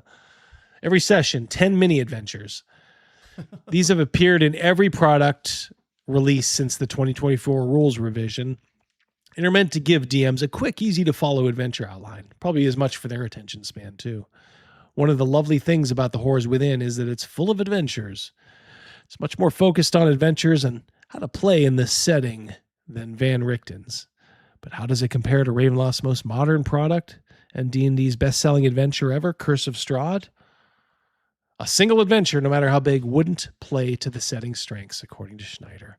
Ravenloft is just different from other D&D settings because every domain of dread is a different place. Instead of doing a single deep dive that's going to immediately be compared to Curse, we wanted to encourage players to explore each of the settings. How do you build adventures there? What does a campaign arc look like here? What are the tools we can give you so you can start playing here tonight? It just never stops. Crumbling domain of Deccan. Most plot hooks revolve around the disappearance of its Dark Lord, the Lich Azalin Rex. The short adventure provided is significant because it's high level. 16th level mini adventure. All right. If you say so. All right. I think that's it. It's a great book, but only if you already own Van Richten's Guide to Ravenloft. It's probably not worth the price tag. Schneider recognized that some players might feel that way, but he argued it was important to make the book accessible for veteran and newcomers. The key thing is this is just a 7-iron right down the middle of the fairway. Can't fuck it up. Cannot fuck it up. I mean, they probably could, but theoretically they couldn't. Chris 45, by the way, VengerCon needs more attendees. If you can go, please get your tickets ASAP. Don't let this con be canceled July 17th to the 19th. I am just not able to go this year. Otherwise, I would. That's where I met Chris, and it was a fun time. Like I said, if you guys are in that Wisconsin area, there's no reason not to go. It is good gaming. Yep, Madison, Wisconsin, guys. And thank you, Chris. Yep. So they're basically trying to sell you. Even if you own Van Richten's Guide, you can. They want you to buy it due to the art. In terms of visuals, this is easily one of the best D&D products to come out in recent years. Schneider praised the work of art director A.J. Hanold. There you go, brought an incredible vision to this, born not just out of her own creativity, but her true knowledge of the horror genre. A.J. did not just want to do black and white and red traditional Gothic. Yeah, who needs Gothic horror in Ravenloft? Yeah. A setting defined by Gothic horror. We've seen it all before. Okay, well, if you've seen it all before, stop making supplements for it and let it breathe. Put it aside for 10 years and then bring it back. Yeah. Do something different. But you can't do anything different, can you? Because you have retards like Mackenzie DeArmas. So you're stuck in this catch-22. She was much more inspired by modern cinema like A24, but also J-horror. She used these lurid, unsettling colors just to really show that horror doesn't need to be black and white. What the hell does that? We already see lurid in unsettling colors in her first batch of books they put out. Yeah. Very, very unsettling. Just look at the illustrations on page 211 for proof. It shows a hex blood witch from Tepe's conjuring visions of all the horrible ways in which the characters could die in the future. It's a bright color. It's bright and colorful. Of course, that's what you want. Well, at least my death is going to be cheerful and bright and colorful, but also creepy and unsettling. Would you rather be burned at the stake or pulled into the abyss? It doesn't need to be all Hammer, horror, or Nosferatu. I beg to differ. I think it should be. Wes. I don't think it needs to be a body horror, modern, I mean, come on. We want it to be Scream. But they're not capable of even doing that. Jigsaw. Though. It really doesn't seem like they're they'd half-ass that too. Yeah. It can be vivid in all these distressing ways. And she brought that all across the work of the artists who contributed to the book. She's also supported by our other art director, Emmy Tanji. It's all chicks. And our graphic designer, Trish Yoakum. It's all women who've been on the team forever and are some of the best in the business. Press X to doubt. D&D's return was a deliberate choice that balanced business needs, strong fan interest, and creative desires. Nope, it was just like, we need a hit, and we can force this down their gullet one more time, at least. D&D isn't a horror game, but between you and me, D&D is a horror game, Schneider quipped. Going back to Ravenloft was a safe choice for the game's new course. It will be interesting to see what happens when the design team decides to brave uncharted waters. Here is some of that art, I think. There's that vivid horror art. Yeah, there's your horror right there. It's 4 women. I have to say that the dragon has got to be a woman. Yeah. There you go. Got a black elf archer. A black paladin? Yeah, what is it? Is she black? Are they all black? Well, those two are. The two up front are. The tiefling is, bluish. Yeah, tiefling is tiefling, but. Right. I'll say the big one in the back, the archer, and the paladin cleric is. And the fourth one on the side there, who doesn't know how to grip her staff because that's ugly as hell. Mm-hmm. Is she doesn't know yet. She's not non-binary, but non-colorary. She has no color. Yep. We got that pink and blue lighting, the bisexual lighting. They always sneak it in. They always think they're being clever. Hey, it would be good for all the chuds out there. Sneak in some bisexual. Yeah, we get it. It just means your art is shit. Like, this is shit. Here's another one. My experience at the table here, putting the miniatures on the table, getting ready for a battle, do a dungeon crawl. Who goes first? Well, our thief will go first. Somebody with light, and right shortly, like as close to that as possible, is one of the heavy hitters. Mm-hmm. So the lineup's bad. Yeah, and I'm nitpicking. For sure. Not a white guy to be seen. No. Not a white guy to be seen. He's in the back there holding all their gear. Yeah, he's their schlepper. Yeah. Yep. Fuck. Remember this walking nightmare? Oh, gosh. He, him. Oh, God. Gay trans guy. A he, him, gay trans guy. How could you be a he, him, gay trans guy? Lead editor at Paizo. I went through some of his Blue Sky posts. If you're inspired by New York and live in Seattle, District 37, South Seattle, please show up to elect Democratic Socialist candidate Jalen Scott.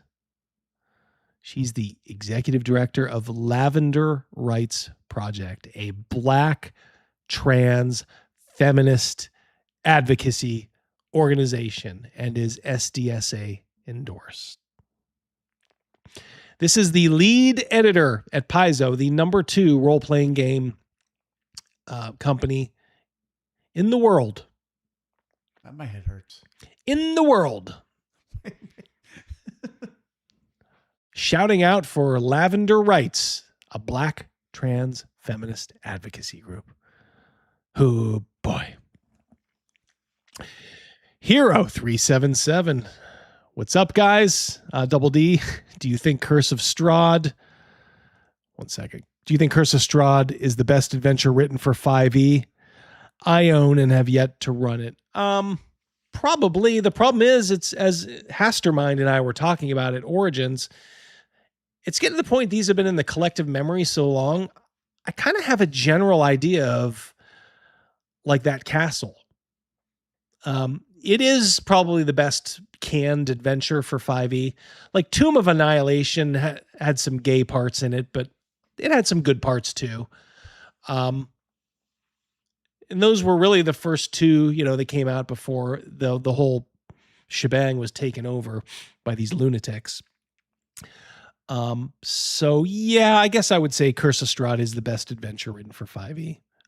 By them. There could be third-party stuff that's better. I wouldn't know, though. Yeah, Badger for 2. This guy works at Paizo. Better learn to weld. Rogan, can you help this Avi out? Rogan knows how to weld. This one, no. Yeah, he's going to choose not to. My instructions is look into the light. Yes, this bitch can starve. Yeah, just lead editor. That, by the way, lead editor of a company that makes books and products like that is a pretty important role. And the fact that Paizo doesn't tell them like, hey, you know what? We would prefer you, at least if you're going to be going under your own name, don't upset the apple cart. Don't post stuff like this. But this freak, this absolute freak, this he, him, gay, trans guy, does not care. Union member. Ooh, he's a union member. Yeah, he kept his job while everybody else had to lose theirs over there. Unsure if I should just get over my extreme annoyance with the transphobia in episode 1 of Lestat and just watch the rest of the show, or if I'll even be able to stomach it without getting mad. Oh, your anger is important. You poor baby. Oh my God. Getting butthurt over Lestat. Ryan for 2.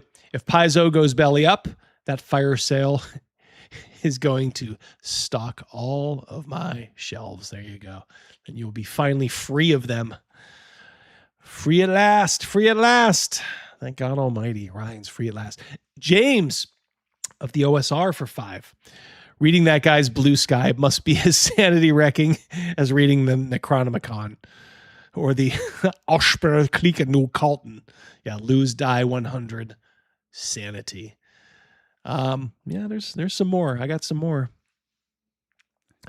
The dynamic duo will depict Dick Grayson and Jason Todd as a couple of street rats who name themselves the dynamic duo and are set on different paths as Dick ends up joining Batman while Jason joins the Red Hood gang. Make him kiss or I'm not watching. Oh, gosh. Thanks for that, Avi.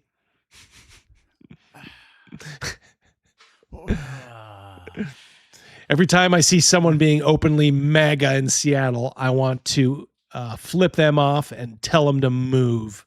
Oh, thank you. This is one of the top people at Paizo. And we as a city have let ourselves down that we allow people like that to feel safe advertising it on the street. He doesn't want people to feel safe. This wretched scumbag. I hope you get all the surgeries, Avi, and every quote-unquote gift that comes with them. Get them all, buddy. Get them all. In a few short years, these people are going to absolutely individually hate themselves so bad. Oh, they already do. They will hate each other so bad. Mm-hmm. The only ones they'll hate more in the future are their therapists that talked them into it, instead of just giving them other therapy roads that they could go down. Yep. See an outbreak of these people going after their therapists. I did flip a man off behind his back in front of a child. Oops. Ay. Specifically, this man was wearing a shirt with a homophobic slogan on it. I doubt that. Honestly, if I'd been the barista, I would have told him to leave, but I don't fear customers. I've done it before. Oh, really? Okay. What was the homophobic slur? Champion athletic gear? Really, like... Yeah. Come on. This guy is soft as pancakes. Jeez. Here's Lynn Meyer. As the job search continues, I'm doing some math. My severance covers only 3 weeks of income. My insurance ends July 21st. Put that sad violin music on in the background. Yeah. Though my spouse's job was supposed to transition to full-time, it hasn't yet. And when it does, we don't know if he'll get benefits. Aww. Would folks support a GFM if I made one, a GoFundMe? Oh, I'm sure all these well-meaning, troons and lefties, you know what they'll do? Oh, they'll shout out your GoFundMe to the moon. Right. But as for them dipping into their own pocket, no, that ain't gonna happen. You think this dumb troon Avi Henriquez is gonna actually pay money, even though he kept his job while this Lynn lost her job? And of course he, is shouting out here at Paizo fam. Lynn was one of those laid off and she needs our help. Severance pay only goes so far. And we all know work is hard to come by and money is tight. That's not hard to come by if you're a hard worker. There's openings everywhere. Please get ready to open your pockets and send Lynn some support. Did you open your pocket, Avi? My guess is no. Yeah. Let me give you my guarantee. If I'm ever shouting out somebody's GoFundMe, I have already donated to it. Period. I doubt the same goes with Avi. And of course, just so we know what Paizo is all about, the Paizo offices are closed today to honor Juneteenth. Hakuna Matata. Hakuna Matata. We will be back on Monday. And in the meantime, read Maya's blog to learn more about the holiday and how you can help or don't. So I'm glad, I'm sure all of you were glad to find out that Paizo was closed for Juneteenth. This is something that Avi reposted by Victor Alexander. The birth of Venus, but make him trans. Yeah. If I look too deeply into this, I hear more what these people have to say. I don't do a whole lot of social media. If I was on the cutting edge like you are all the time, Double D, I'd be a rage muffin. I'd be so angry all the time that all these fuckers fucking society up. All these pieces of shit screwing things over, everything that we've experienced, everything that we've had to go through, knowing full well, like my sons won't have the opportunity to enjoy the kind of experience I've enjoyed with my hobbies. Yeah. That shit's fucking gone unless we can get that back. And these people are directly responsible for that. And in touching a whole lot more in our society. Or shizzle. Edgelord for 5. Please clip Dom DeLuise from Blazing Saddles for segments like this. Watch me. All right, I will. Rogan, can you remember Dom DeLuise? Down right. Dom DeLuise. Dom DeLuise. Yes. Thank you very much. Yeah, Dark Wolf Star. That's a pretty funny one. Juneteenth, otherwise known as Thank a Republican Day, which they will never do, of course. Ryan over on Rumble, cutting edge, like Avi. I see you have a mind for jokes, Rogan. Thank you, Ryan. All right, you got me. Yeah, the birth of penis is not Venus. And this is this walking nightmare up close. So I've officially given up on my stretched ears. I've been having a lot of problems with them over the past year, and a half after 2 blowouts. So on our just for 1 second, that one won't come up. Nope. Yeah, which one? Which one we look? Loading? Just double check something here. Yeah. I'll continue as you look. Yep. So on our last payday, I picked up some new earrings that I can wear in stretched piercings. And they're pretty cute. Were you looking for something in particular there? Yeah, I'm good. Good. Okay. Yep. I will double check, make sure we're not missing any member chats. Looks like we caught all the super chats. I'm sure you will let us know if we missed any member chats. But I think we're good. I think we good. We good. I love how he's like humble bragging that he still has a job. So on our last payday, remember, I'm still employed. That's cruel.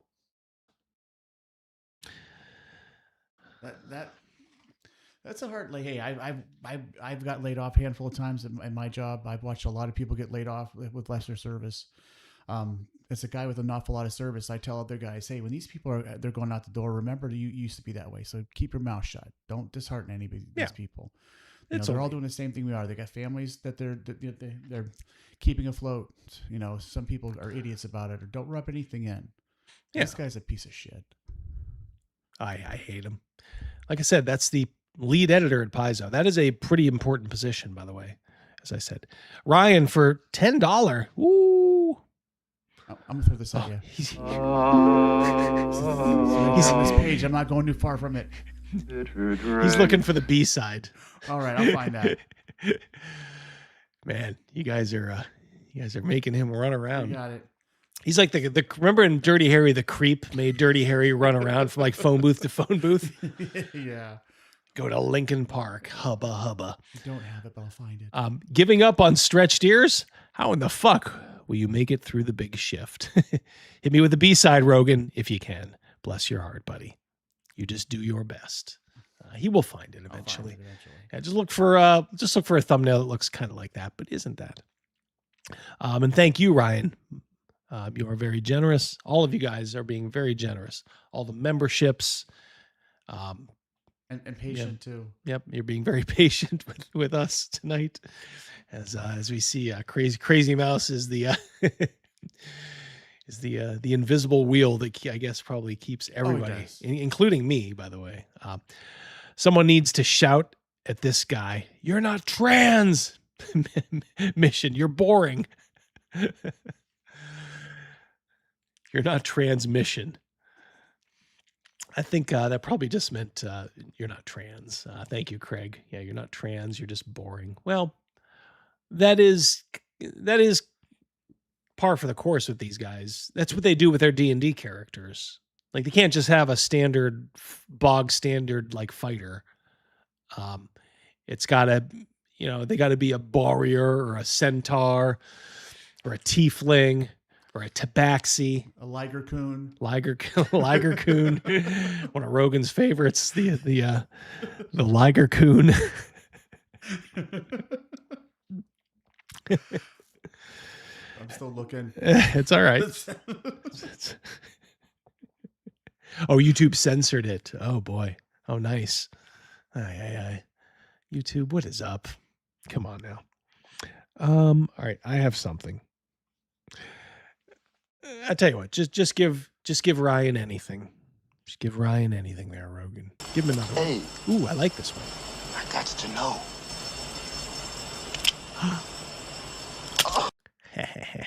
See, I guarantee you, Ryan is going to be good with that. Hey, Rogan. Yeah. Are you looking for a new setting for role-playing games? You know what? Come to think of it, I was thinking the other day on the way in here. I was thinking about that. Yeah, I was kind of looking for a new setting. Well, I got just the tonic for you, buddy.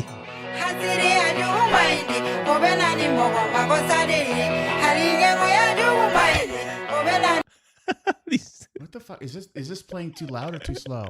Too fast or too? I can't. It's too fast. I challenge you to read what these people have put in the tag, or, in the tag video for their Kickstarter. I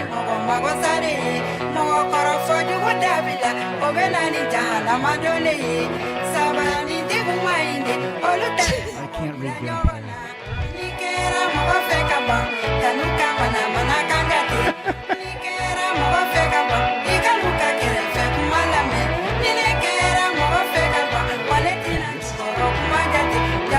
Zeppelin played backwards. Whoever edited this, I mean, my God, I understand there's something, called the short attention span editing. But I mean, it's like, why even bother having text when you're going to put flashing lights And then you've got these brothers and sisters just gooning out in the background, and like, you can't read anything. It's everything's moving around. This is Zyru.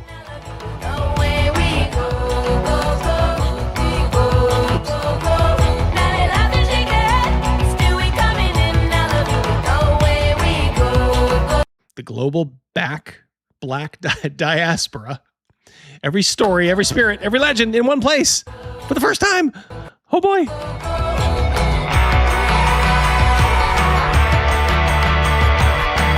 You can't read this.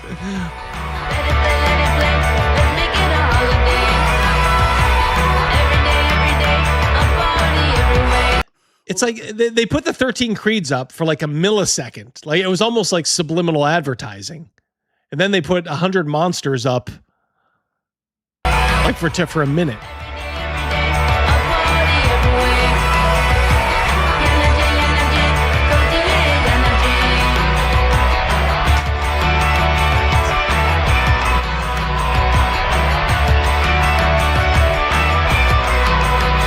Have you ever seen a world like this before, Rogan? Have you? Have you? Answer me. I have not, but I tell you what, I know the race and color of every one of the character classes. They all black. Everybody black. Coochie sent a gold coin. Happy poop. From Coochie. Okay. Blue Druid sent a gold coin. Oh. Do I take the poop coin or the gold coin? We'll get one in one hand and one in the other. See which weighs more. OGG sent a flow state. I don't know what that is, but I like it. I think that's for men over 50, right? For prostate issues. The flow state going, okay. Soleimani. It all depends. We're back to happy poop with Soleimani. Soleimani sent a red card. I guess this is soccer now.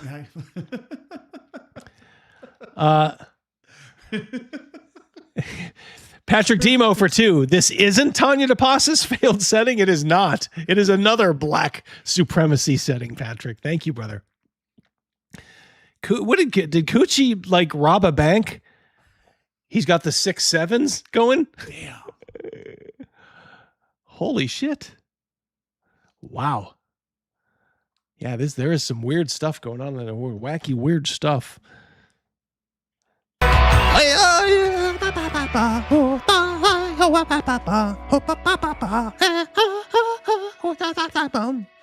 Zahoo. You can't read anything. All right, so this is. We're gonna read this, and then I'm gonna play it again. See if you can make heads or tails of it. It's a Pan-African fantasy. And by the way, thank you to the person I can't remember who sent this to me. I had it ready, and then my computer was almost down. So I'll try to give you a shout out next time.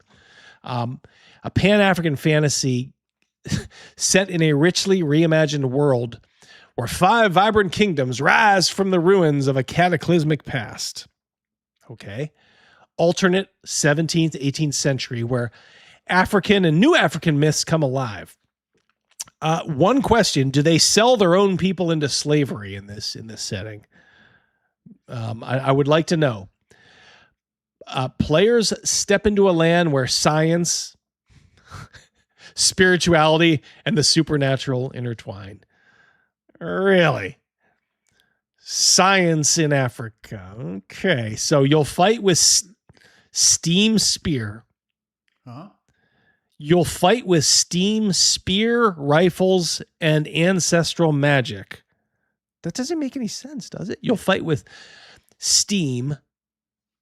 Is it steam spear? That's what it's. Yeah, steam spear or whatever. Or is it like steam spear, steam rifles, and steam ancestral magic?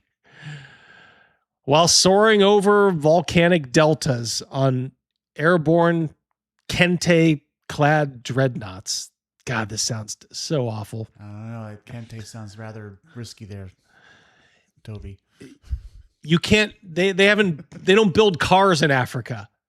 How about before you guys build flying dreadnoughts, you learn how to build a car? I'll take a moped. They're brass engines fueled by sacred or orals. Raid the all blue sea aboard the submersible canoes, hunting eldritch leviathans and island coasts teeming with forgotten magic. God, this sounds so awful. Answering one pivotal question: will you heal the scars of war or succumb to the lure of discord? Zyru is created and led by a team of Africans and New Africans worldwide. What are New Africans worldwide? Oh, jeez Louise. I hesitate to ask. I'm not even sure I want to know. Crafted with a deeply rooted love for African history, mythology, and Afrofuturism.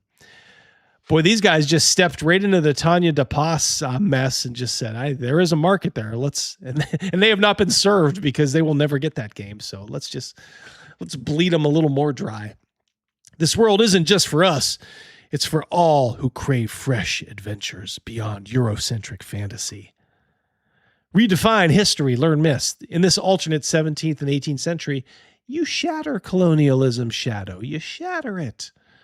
You forge alliances with friends, command steam-powered dreadnoughts, and heal kingdoms scarred by eldritch wars, and learn about African mythology that's so routinely hidden and ignored from major media. And oh yeah, boy, black people are getting a raw deal in entertainment these days. James for 5. What could be more interesting and cooler to play than a huge Kurgan or Sumerian warrior with a broadsword, shield, and recurve bow? Nothing. Talking about Hyperborea. James has the Hyperborea madness upon him, a good madness. And you have chosen well. That is a great game. Edgelord for 2. That plate mail costs 2 cartons of Newports. I like that. All right, we're gonna watch that again, whether you like it or not. I'm gonna let it roll this time.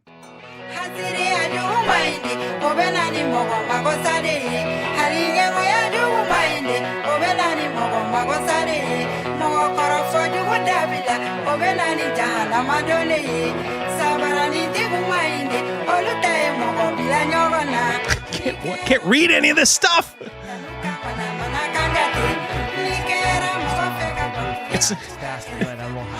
It can't be any faster. And it's written in this like weird font at times.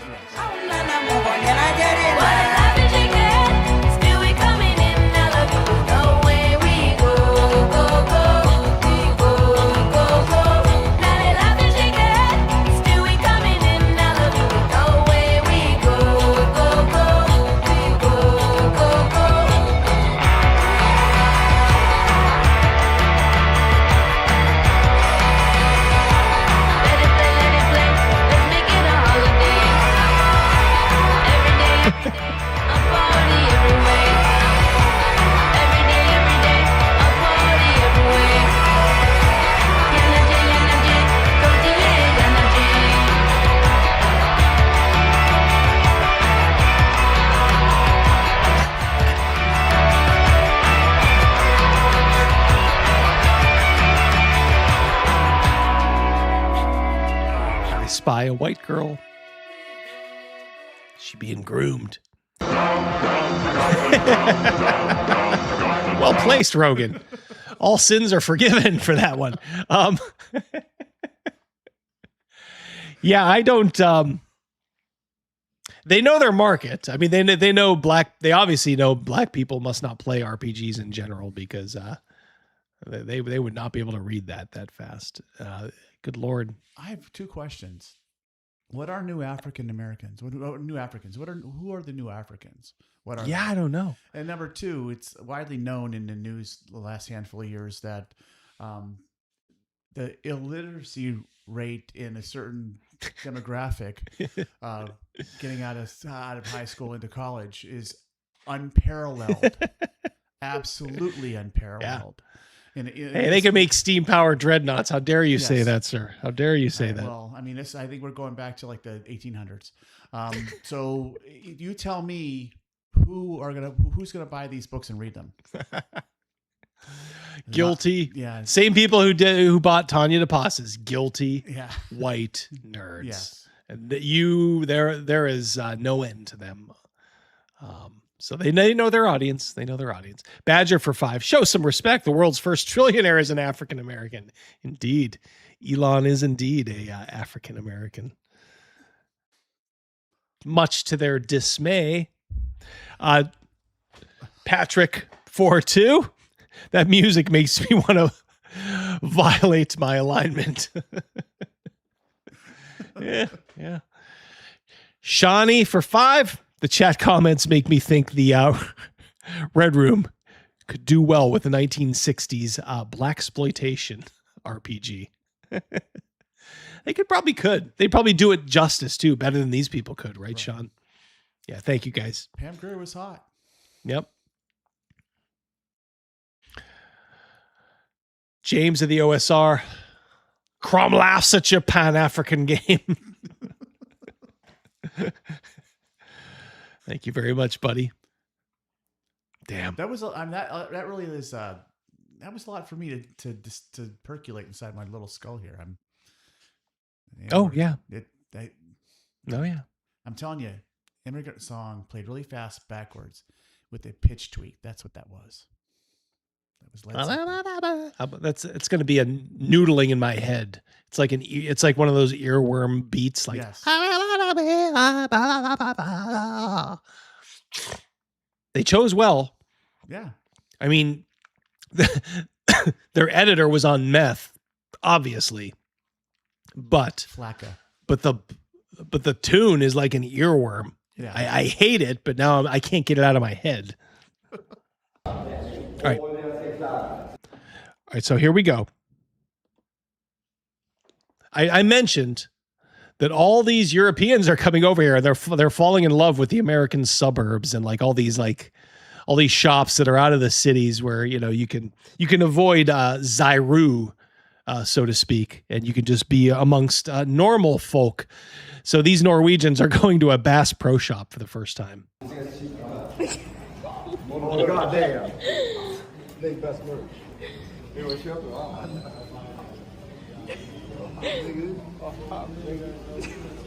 What do you think, Jacob? Good.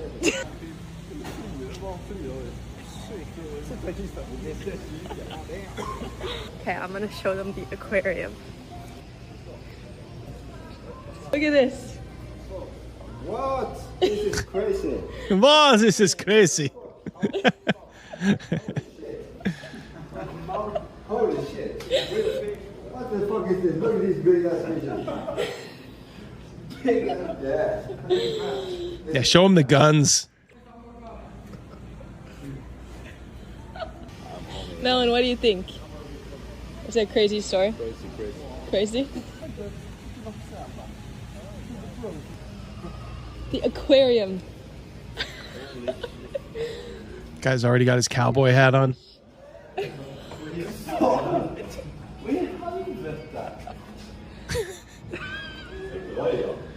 Okay. I'm going to set it here, but I don't know if it's overkill, but the socks and sandals are killing me as well. Yeah. Not a fan of that, huh? Joe, what did you think of the story? It was really American. Did you like it? Yes, of course. What do you rate it? 9 out of 10. 9 out of 10. The boys from Norway are in. America's not bad. We got our moments. We got our things. Mm-hmm.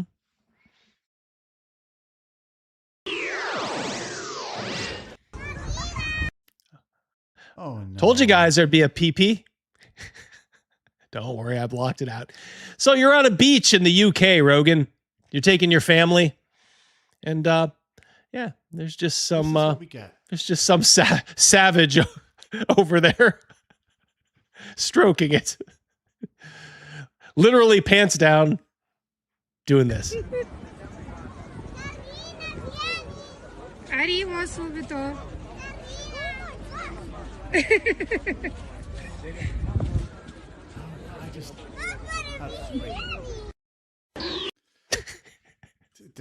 Yeah. Tell What do you do? You're taking your kids to the beach, like literally, and there's some subhuman, literally cannot control himself. He pulls down his pants and starts doing that. What do you do, Rogan? What do you do? You know what? What I would like to do, I couldn't do because I'd get arrested. Even if I said something over in the UK, I'd get arrested. If I could ever get away with a crime, oh my God, but there's nothing anyone can do unless they decide to. I don't know if they elect their politicians or not. I have no idea, but they need to step it up what the Scots are doing. They needed to step it up harder. Like the girl. Yeah, and the Scots. We're talking about the 12-year-old girl Scots here now. Yes, yeah, the ones with axes and hammers. If they collectively, all the right, I don't want to say right-minded people, but the people for morality over there would just consistently stand up together and unified. And you don't like the shit that's going on, all of you en masse say something and do things about it. They cannot arrest all of you. They can't. Yeah. Because honestly, you'll anger the 23-year-old, imitation cop there should go all pissy at you and try to arrest you and arrest the other 25 or 60 or 30 other people, whatever, that's trying to stand up. You just need to stand up. That won't fly in America, or in most places in America. Gosh, by golly. God, literally stroking it in broad daylight. That's really fucked up. And Yeah, when you have no, like, there's no control up here. There's like there's no limiter switch in the front of some people's heads. There's no notion of morality whatsoever. No. Nope. Sorry. There we're still having beach fun, peeps. It's summertime. Summertime. I should have laid some of those beach blanket bingo songs from Frankie and Annette. Remember, just put it as a bed underneath this. There we go. This isn't the Royal Rumble. What is this? It's a rumble. It's not royal. It's the retarded rumble. Don't you MAGA chuckle fucks understand? I don't give a flying fuck what you say to me. You guys can go suck on his orange taint all you want, because apparently you love the taste. I'm just waiting for his funeral. What do we do? Yeah. These 65, 70-year-old women, all these boomer women are the most insane and mean and evil women I've ever seen in my life. My God. And she does care, because if you didn't care, you wouldn't be saying anything. You'd be like, whatever. But you care. It bothers you to the core. It bothers you. I don't like Barack Obama. I don't like Joe Biden. When they die, I'm not gonna throw a party or anything. I'll be like, oh yeah, that happened. Whatever. I mean, this is look. Even if AOC, the only one where I may just kind of pop open a beer and just quietly kind of be like, yeah, like Hillary Clinton, one of the most evil people in the world, in human history. That's probably worth, just a silent, you know what? I'm gonna quietly celebrate that. But these people tell you 10 ways to Tuesday how they're planning their party for when Donald Trump finally passes away, and he will die a 3 times elected, twice served president. So sorry, Toots. Fuck you too. Sometimes I forget I really live in America.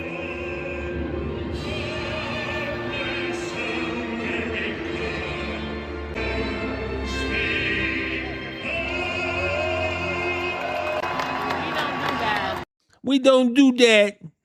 We don't do God bless America. You savage. Sit your fat ass up like everybody else. Yeah. Fucking savage.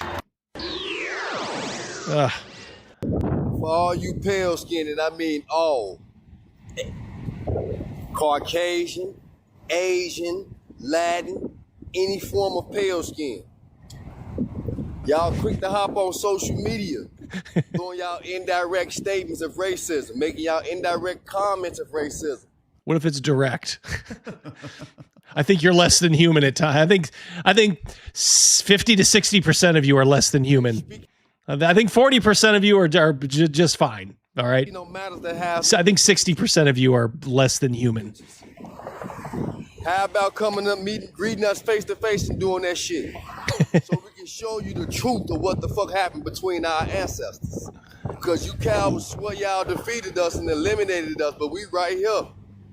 But it's a book floating around that spreads the truth of you bitches. Y'all use disease. But it's a book you can't read, so what are you talking about? You know, seriously.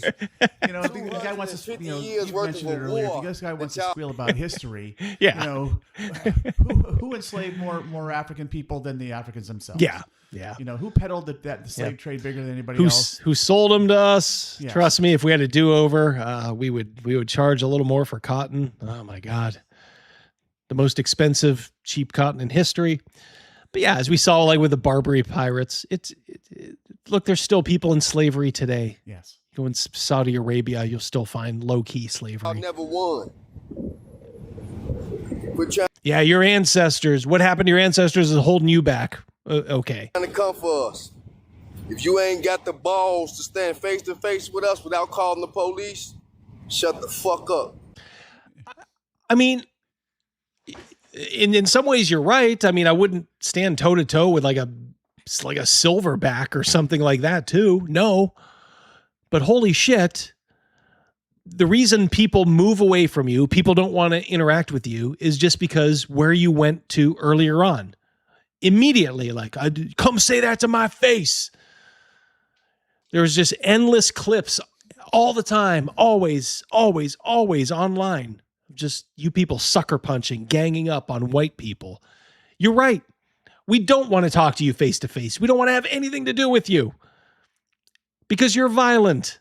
I mean, like I said, like, let's be fair, like 60% of you are just completely violent and we cannot deal with you.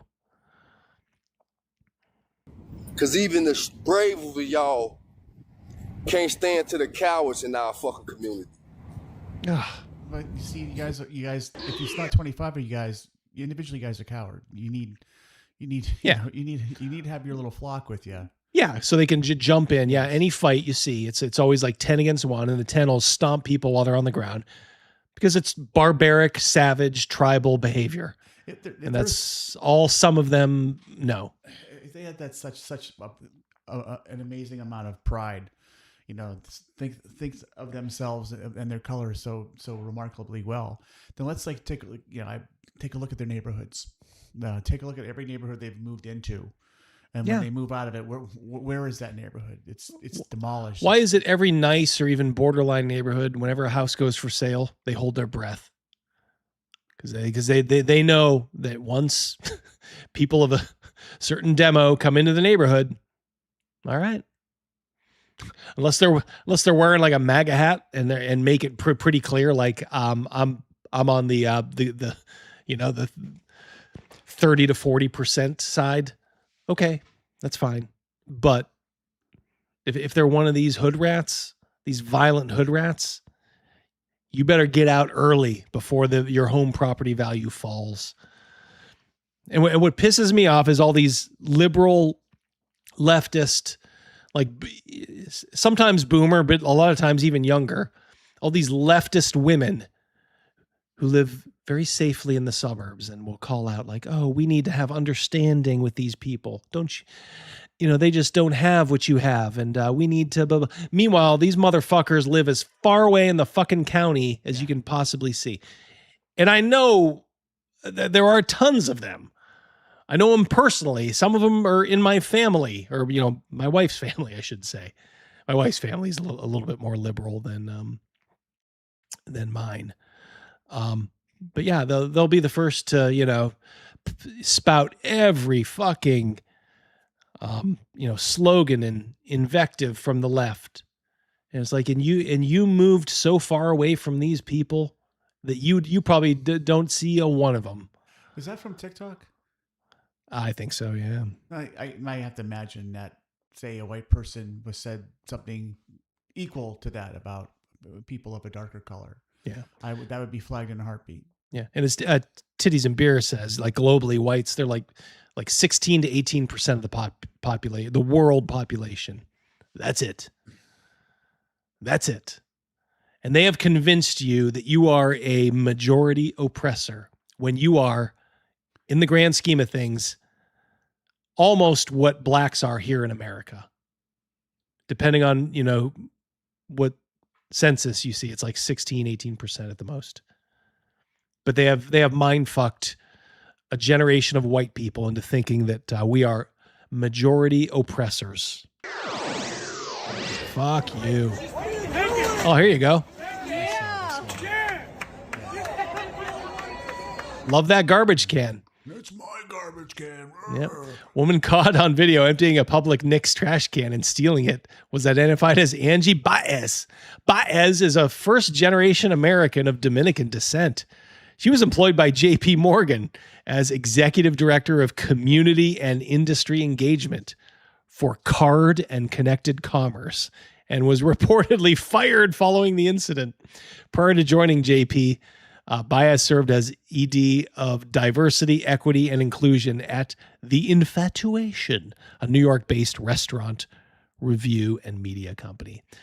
Well, I hope that trash can, that probably like what, $30, $40 trash can was worth your what, $100,000 a year job?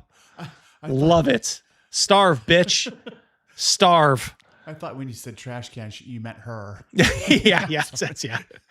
I should have thrown herself into it. Yeah.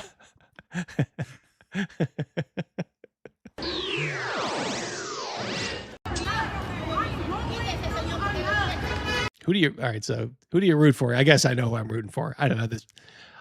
It's a old Hispanic woman behind whatever she's selling here. So at least she's like trying to sell something. I don't know. Looks a little sketchy as I see just a cooler there. But of course, she runs afoul of a black woman. It's got to be a big city. So here we go. She's throwing stuff at her. And now we're going to beat the other woman's head in. You see what she just did? All you guys are standing there, just picking up the lady again. Fucking dude, get her, knock her down, and take her away from that lady that she's not like. All you fucking guys standing there, like, what? Where are the balls of people? How come men don't have balls anymore? At least I'll give the white guy. At least he is trying to go in. If it was a group of brothers around, they'd be cheering her on, or they'd be stomping like the Hispanic lady's head in.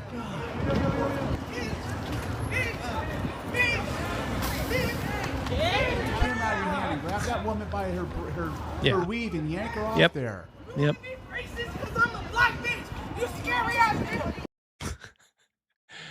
Yeah, we're racist.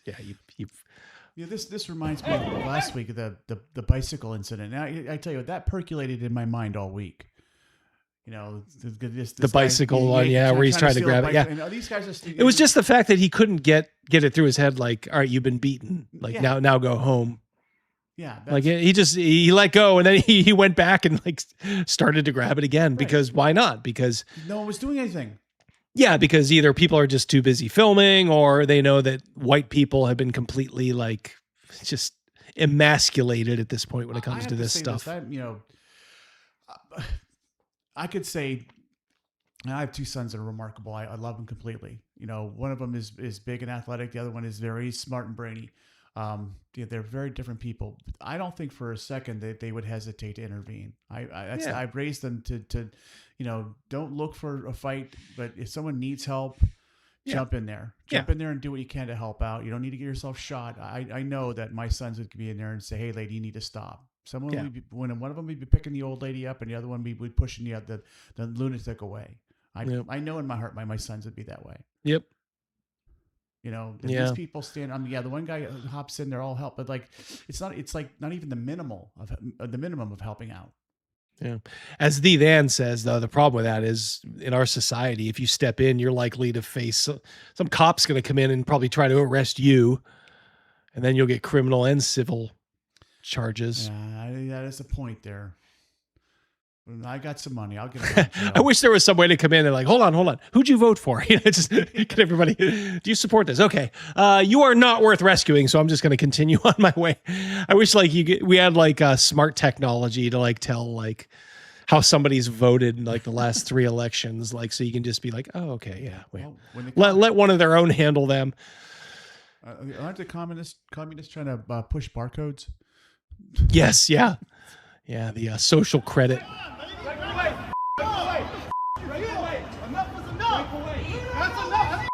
Enough is enough.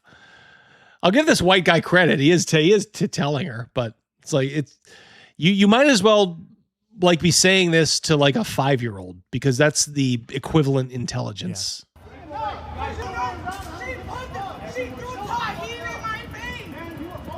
Yeah, she threw that in my face. Yeah, and I'm sure like you walked up to buy something and she said, "How dare you, ma'am," and just threw something in your face. I'm sure there was no buffoonery going on before that. You don't know what she did. God. Get him in the arena, right? Titties in there. Two men enter, one man leaves. Bad news for my husband. I didn't get everything done that I wanted to get done today, so I was feeling really stressed out, and then I had a headache. I just really felt like I needed to divorce him because somehow he was the root of all my problems. God help these young men out there. And women, you know, it's looking like a lot of them are just going to die on their own island. Headache, and he said, "Did you drink water today?" And I said, "I don't know, probably not." And he said, "Have you taken any meds?" And I said, "Obviously no. I'm just sitting here on my phone hoping the headache goes away and thinking about divorcing you because you are the root of all my problems right now." I hope he divorces her. He doesn't deserve that. Yeah, I don't know. Deserve him. Pray for this guy to find this video and divorce this hag. And he said, "Do you want me to leave you alone?" And I said, "Yeah." You hear him banging around downstairs, humming to himself. And he came back up 15 minutes later with some headache meds and my water with the water flavor I like. And he just handed them to me and didn't say anything and walked away, and I can hear him washing dishes right now. And I just think I will keep him around. Yo, you should go in there, get on your knees and blow him. Thank you so much for keeping him. God, please. God, I am openly praying for you. Please put that video in front of that awful woman's husband so he can see it and start the proceedings. So they say don't celebrate Juneteenth, right? Because it's like another doggy treat that they gave us, right?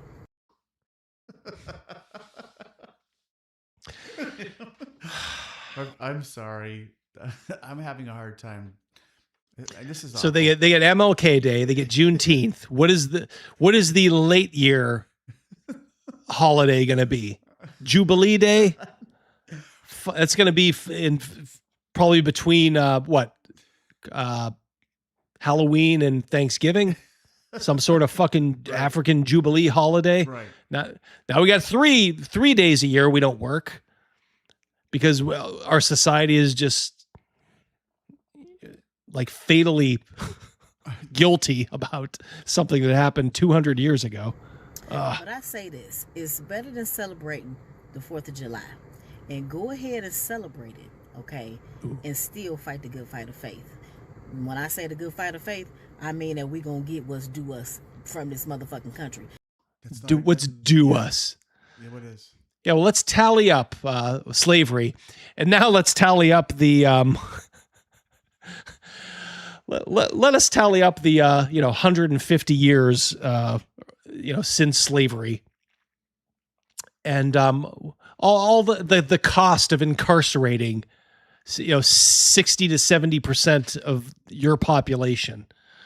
When we do the sums and figures, you owe us. I got news for you. You owe us reparations, my ass. Put your ass back into indentured servitude. I can't. Her her tone, how she speaks, tells me that her and Logic have never been friends. Yeah. Well, her and Intelligence are not friends either. And when I say that, I'm not saying in regards to imply that it is theirs, because a lot of people say, oh, we don't need to go to the white man for shit. First of all, the white man don't own shit. Okay, he just stole shit. Let's we stole it from you 60 IQ menses. Yep. This has got to be a joke now. Where's the camera at? We're being punked. Yeah, I mean it's obvious. I mean the way Africa has just blossomed, since his left alone, right? I mean they're sending men to the moon from Africa. Don't you know that, Rogan? Did you not know that? I didn't catch that one. Yeah. That wasn't in Omni magazine. get that straight. So like I said, on that note, have a happy Juneteenth. Happy Juneteenth. Hakuna Matata.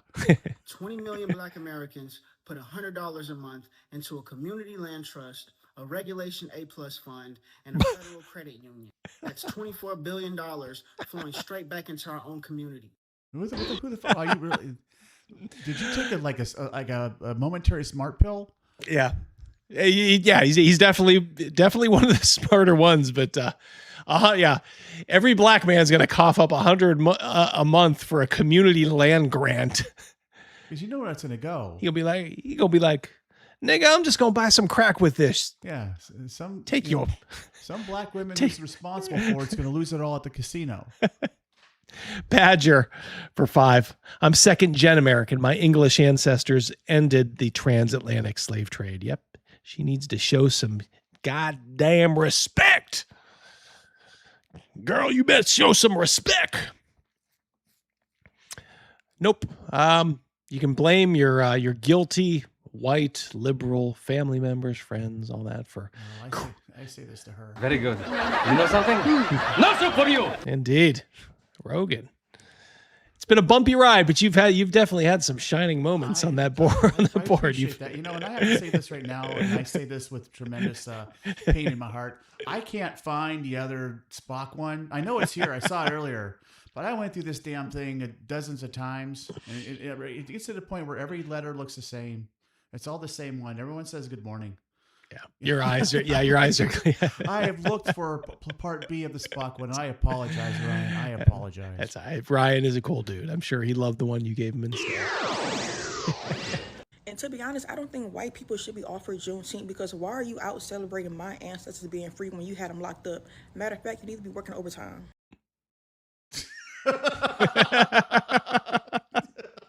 Okay. Working overtime on Juneteenth. Well, I will say this as a person that does work hard. I labor. That I'm more happy there than ever that when the government takes money out of my check, it's not going to give you free food. Yep. You have no idea how tickled I am to know that you're not getting a freebie from me. No, not at all. So again, we're going back. Who owes who? Write a check, lady. By the way, Ryan wants you to know for $1 that he appreciates you and that you have done your best. Oh, heck, thank you, Ryan. We need that song. I did my best, but I guess my best wasn't. Is that Peebo Bryson? I think you're right on Peebo? that. We had a relationship with that song for a while. I remember rattling around in the back of my head. We used to play that for maybe it was something for D&D. I think so. I really wish it's like 20 years ago, yes. Probably at this point. He understands though. He's got you. He love you. The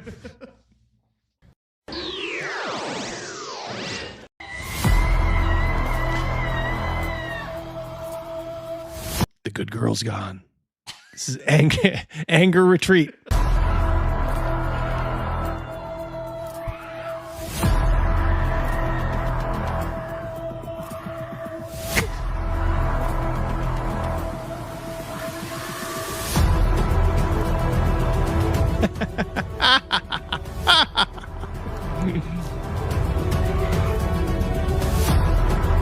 I couldn't be anywhere near here because I would probably be I'd find myself in the corner just laughing my ass off.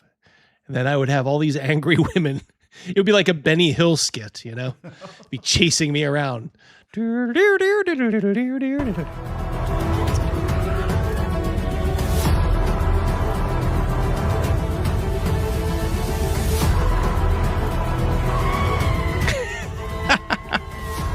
Now that girl's just angry she couldn't have a second sandwich for lunch. We're out of dip. Yes. The ranch dressing is gone. Ah!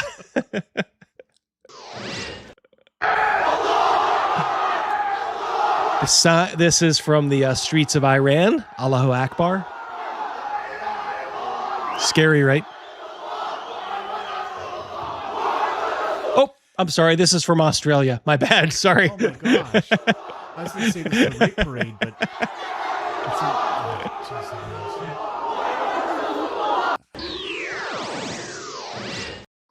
yeah. What do you think of that, Soleimani? Are you you missing home yet? Don't worry, we're getting there in this country, but it's going to take longer just due to the oceans. But trust me, all the leftist douchebags, all these leftist women, they somehow want to be under the thumb of Sharia law, and they want to wear a burlap sack because they're retarded. They are retards. Rosita, good to see you, my friend. They were harvesting puffy balls of fluff. They act like they were filling baskets of 50-pound razor orbs. Yes. Yeah, wasn't that hard, guys. Right. Come on, it wasn't that hard. Anyone to wear a really nice cotton shirt? Tell me, come on, it's soft. It's not like the sun was burning you. I mean, come on. Cal for 2. Don't worry, they blame all men. Yeah, fair enough. Fair enough. Thank you, Toby. Do you feel proud of yourself? So do we remember this chick? This is a famous clip at a famous Charlie Kirk. Yes. College thing. For debating college kids who are unprepared to speak in front of an audience like yourself. Get a good look at her face. Hold on. You're 30 years old. We can agree you're 30 years old, right? Do you think that's a little bit silly? It is intentional. 1 year.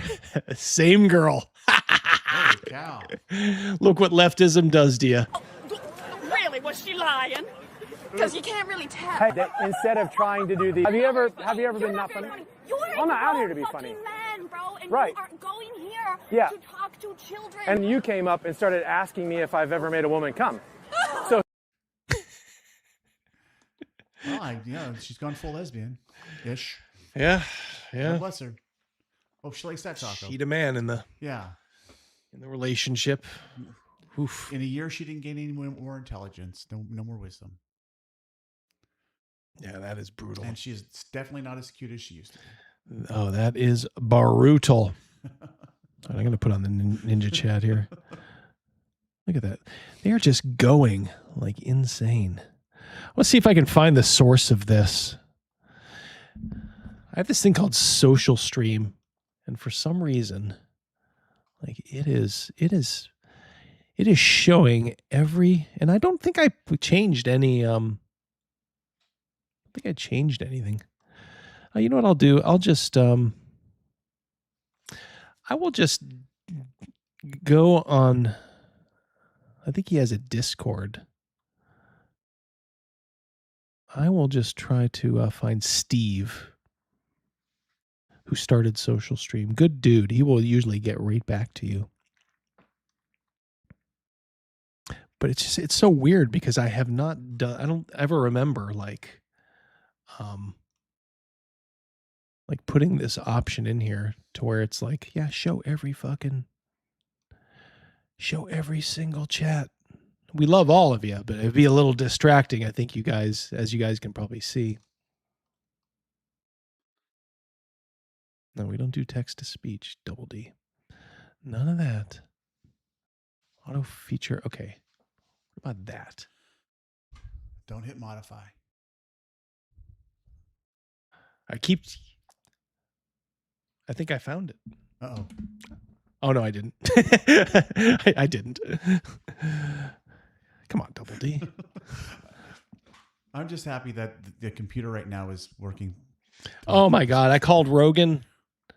At like 5:30 or something. Yeah. I said, Rogan, I'm like, I don't think it's going to happen. I'm like, I may have to do this one on the,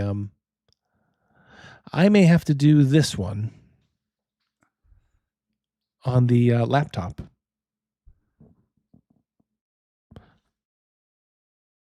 All right, come on. So many options. But only a few are, as you can see, Rogan, only a few are clicked on. Show the viewer count. Yes. Dark mode. We want that. What if we clicked on all of them?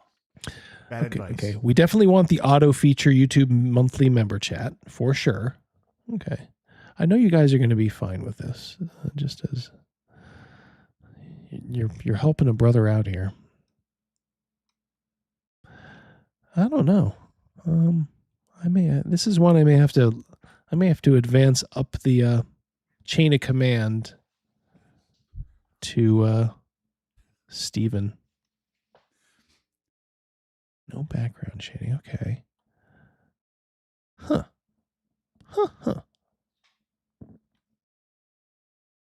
Yep. Dun, dun, dun. Rogan, did you have a good night? Yes, I did. When I get home, I'll ice my thumbs. I will send Crazy Mouse a I appreciate you card. I think I may have found it. Keep chatting, guys. Keep chatting. Ah, my God.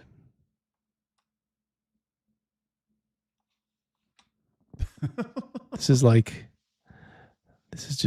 brutal. This is brutal. I do have a question. They're the Juneteenth, and the desire for some people to have an additional holiday later on in the year. I don't. Yeah, someone said they already have Kwanzaa. They do, yeah. They also mentioned that really didn't go over well. Didn't really catch. Yeah, even black people are like, all right, this is kind of stupid. It was invented by white people. Is there a white only holiday, a white centric holiday? The closest one is Columbus Day, right? And that's why I love Columbus Day. As Tony Soprano said, in this house, Christopher Columbus is a hero. Oh my Lord. Well, Rogan, we're gonna have to suffer this. Uh-oh. Yeah. James, for $10, I think I could fix her. Oh. Sorry, I'm using this now. I found it. Love in the breathless excitement of night. This is paid. With your treasure in cold morning light. All right, so that's for Ryan. Now we need one for James for 10. He says he could fix the. Might be trying to get our attention. I don't know. But he just got mine. I was just fooling about. There we go. He could let it play through to the end. I was just fooling about. I wasn't. It's all right. You're pulling out of your death spiral, Rogan. And James, for you to fix her, you're gonna need some Ozempic, I think. Yeah, she is for the streets and the buffets, I think, at this point. I am just, that I'll be hitting up Steve after. All right. It is 9:42. We are a man down.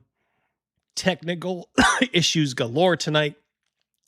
But I think we delivered a nice middle of the road show, don't you think, Ryan? I think that we pushed through. We did. We pushed through. It's not going to go in the annals of like the Double D Hall of Fame.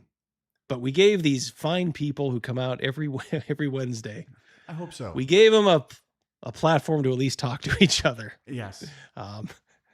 Yes. You got some news too. What do you want? I promise I will. Well, I can't promise anything. but I will try to fix some of these issues that have plagued the show. And I do believe Crazy Mouse is back next week, and Rogan will be breathing a sigh of relief. He'll get the Rogan hug. Yep. He never knew. Never ever knew. All right, let me just make sure I'm not missing anything. Yeah, later all.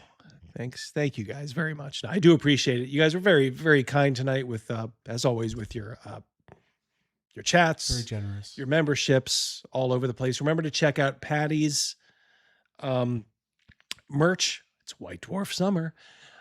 Link is in the description, both here on YouTube and on our Rumble. So do check it out, please. Yeah, everything's going to a good cause. Looks like Cal's sneaking one in here right at the buzzer. Well, Barney, we was into rubble tonight. Well, let me rephrase that. Well, Barney, we was in the rubble tonight. Give you my best Fred Flintstone voice. Thank you guys very much. I won't belabor it. We will come out thankful that we managed to put on a show from beginning to end for more or less the same amount of time. So next week we should be not only returning to normal, but I do believe Zolt should be here next week. Oh, good. Which means it'll be movie. We'll be back on the movie kick starting next week. So you guys have a great rest of the week. And any final thoughts there, Rogan? I thank you for sharing this evening with us. I appreciate your patience and your kind words, and thank you. Thank you very much. Yes, you did fine, Rogan. You did fine. Yes, let me tell you, you may think your humble host here would be better. Like I would not be any better. I've tried to work that board and I can't find anything either. And I'm the one who set it up for him.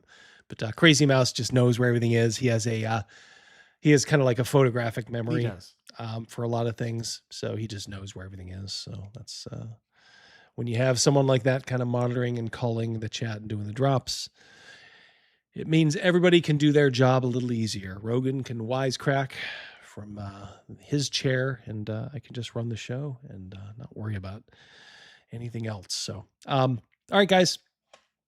Take care. Thanks for tuning in. Thanks for being so generous tonight. Love you all.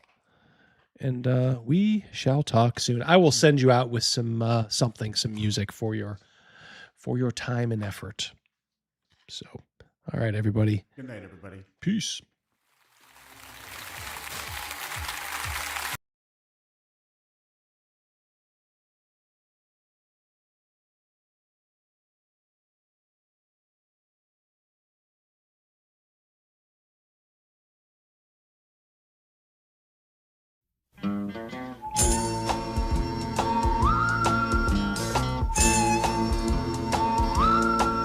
Back when I was a kid, life was going swell. Till something happened. Blew everything to hell. That night my daddy stumbled in, all pale and weak. Said a woman up the block just gave birth to a geek. Mom said, sell it to the circus. What the heck? Dad said, nope, this one's a pencil neck. And if there's one thing lower than a sideshow freak, it's a gritty, scum-sucking, pencil-neck geek. You see, if you take a pencil that won't hold lead, looks like a pipe cleaner attached to a head, add a buggy-whip body with a brain that leaks, you got yourself a grit-eating, pencil-neck geek. Pencil-neck geek, grit-eating freak, scum-sucking pea-head with a lousy physique. He's a one-man, no-gut, losing streak. Nothing but a pencil-neck geek. Pencil-neck geek. Soon the geeks were popping up all over town. You couldn't hardly sneeze without knocking one down. After a nice juicy steak, if you need a toothpick, just reach for a geek. They'll do the trick. One day we cut one up for fish bait. Learned our lesson just a little bit late. Soon as the geek hit the drink, the water turned red. Next day, sure enough, all the fish were dead. Pencil neck geek, grit-eating freak, scum-sucking peahead with a lousy physique. He's a one-man, no-gut losing streak. Nothing but a pencil neck geek.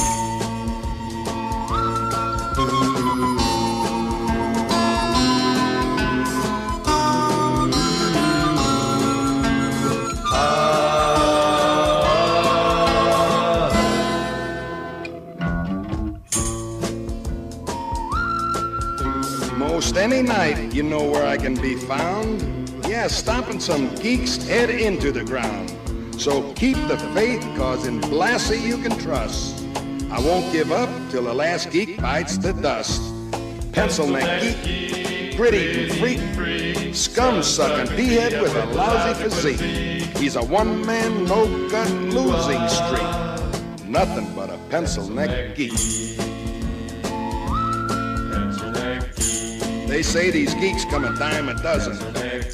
I'm looking for the guy who's supplying the dimes. It's gonna be real hard times for all of these grit-eating, scum-sucking, boot-licking, drop-kicking, gut-grinding, nail-biting, glue-sniffing, scab-picking, butt-scratching, egg-hatching, sleazy, smelly, pepper-bellied, dirty, lousy, rotten, stinking freaks. Nothing but a pencil neck geek. Pencil neck geek. Pencil neck geek. Pencil neck geek.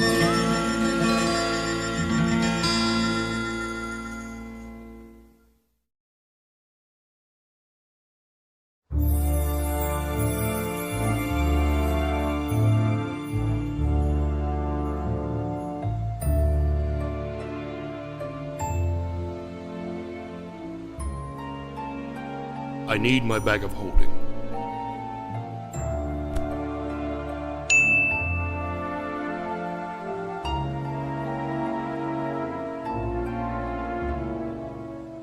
Perception check.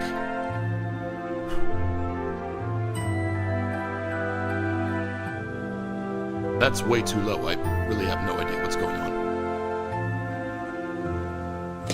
By rubbing one of these corpses, I can tell what's going on.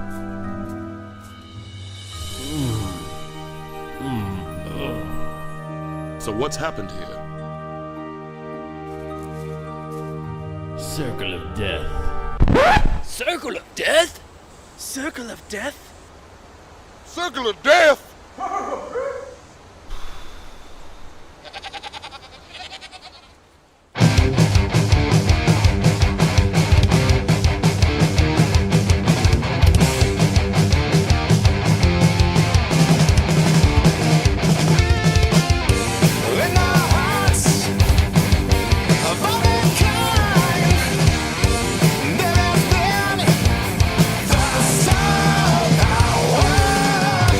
The betrayed one.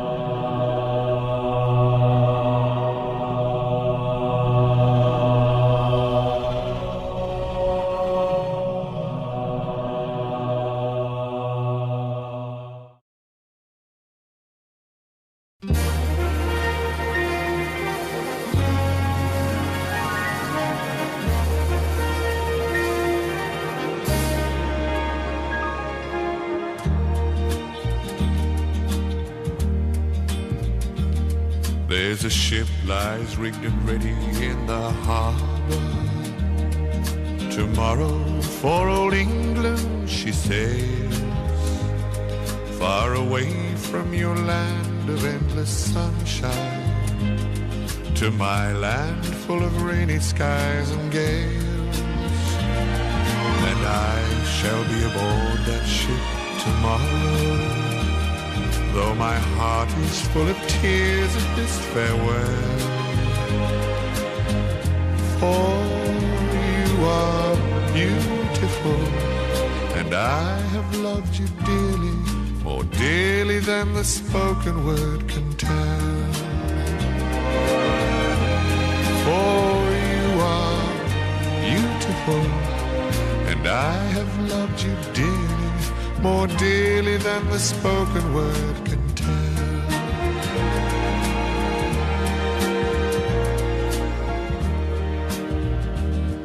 I heard there's a wicked war a-blazing, and the taste of war I know so very well. Even now I see the foreign flag a-raising, their guns on fire as we sail into hell. I have no fear of death, it brings no sorrow, but how bitter will be this last farewell. For you are beautiful, and I have loved you dearly, more dearly than the spoken word can tell.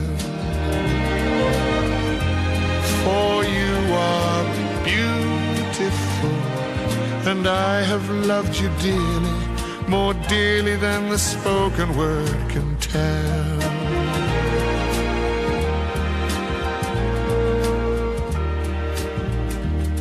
Though death and darkness gather all about me, and my ship be torn apart upon the sea, I shall smell again the fragrance of these islands, in the heaving waves that brought me once to thee. And should I return safe home again to England, I shall watch the English mist roll through the dell. For you are beautiful, and I have loved you dearly, more dearly than the spoken word can tell. For you are beautiful, and I have loved you dearly, more dearly than the spoken word can tell.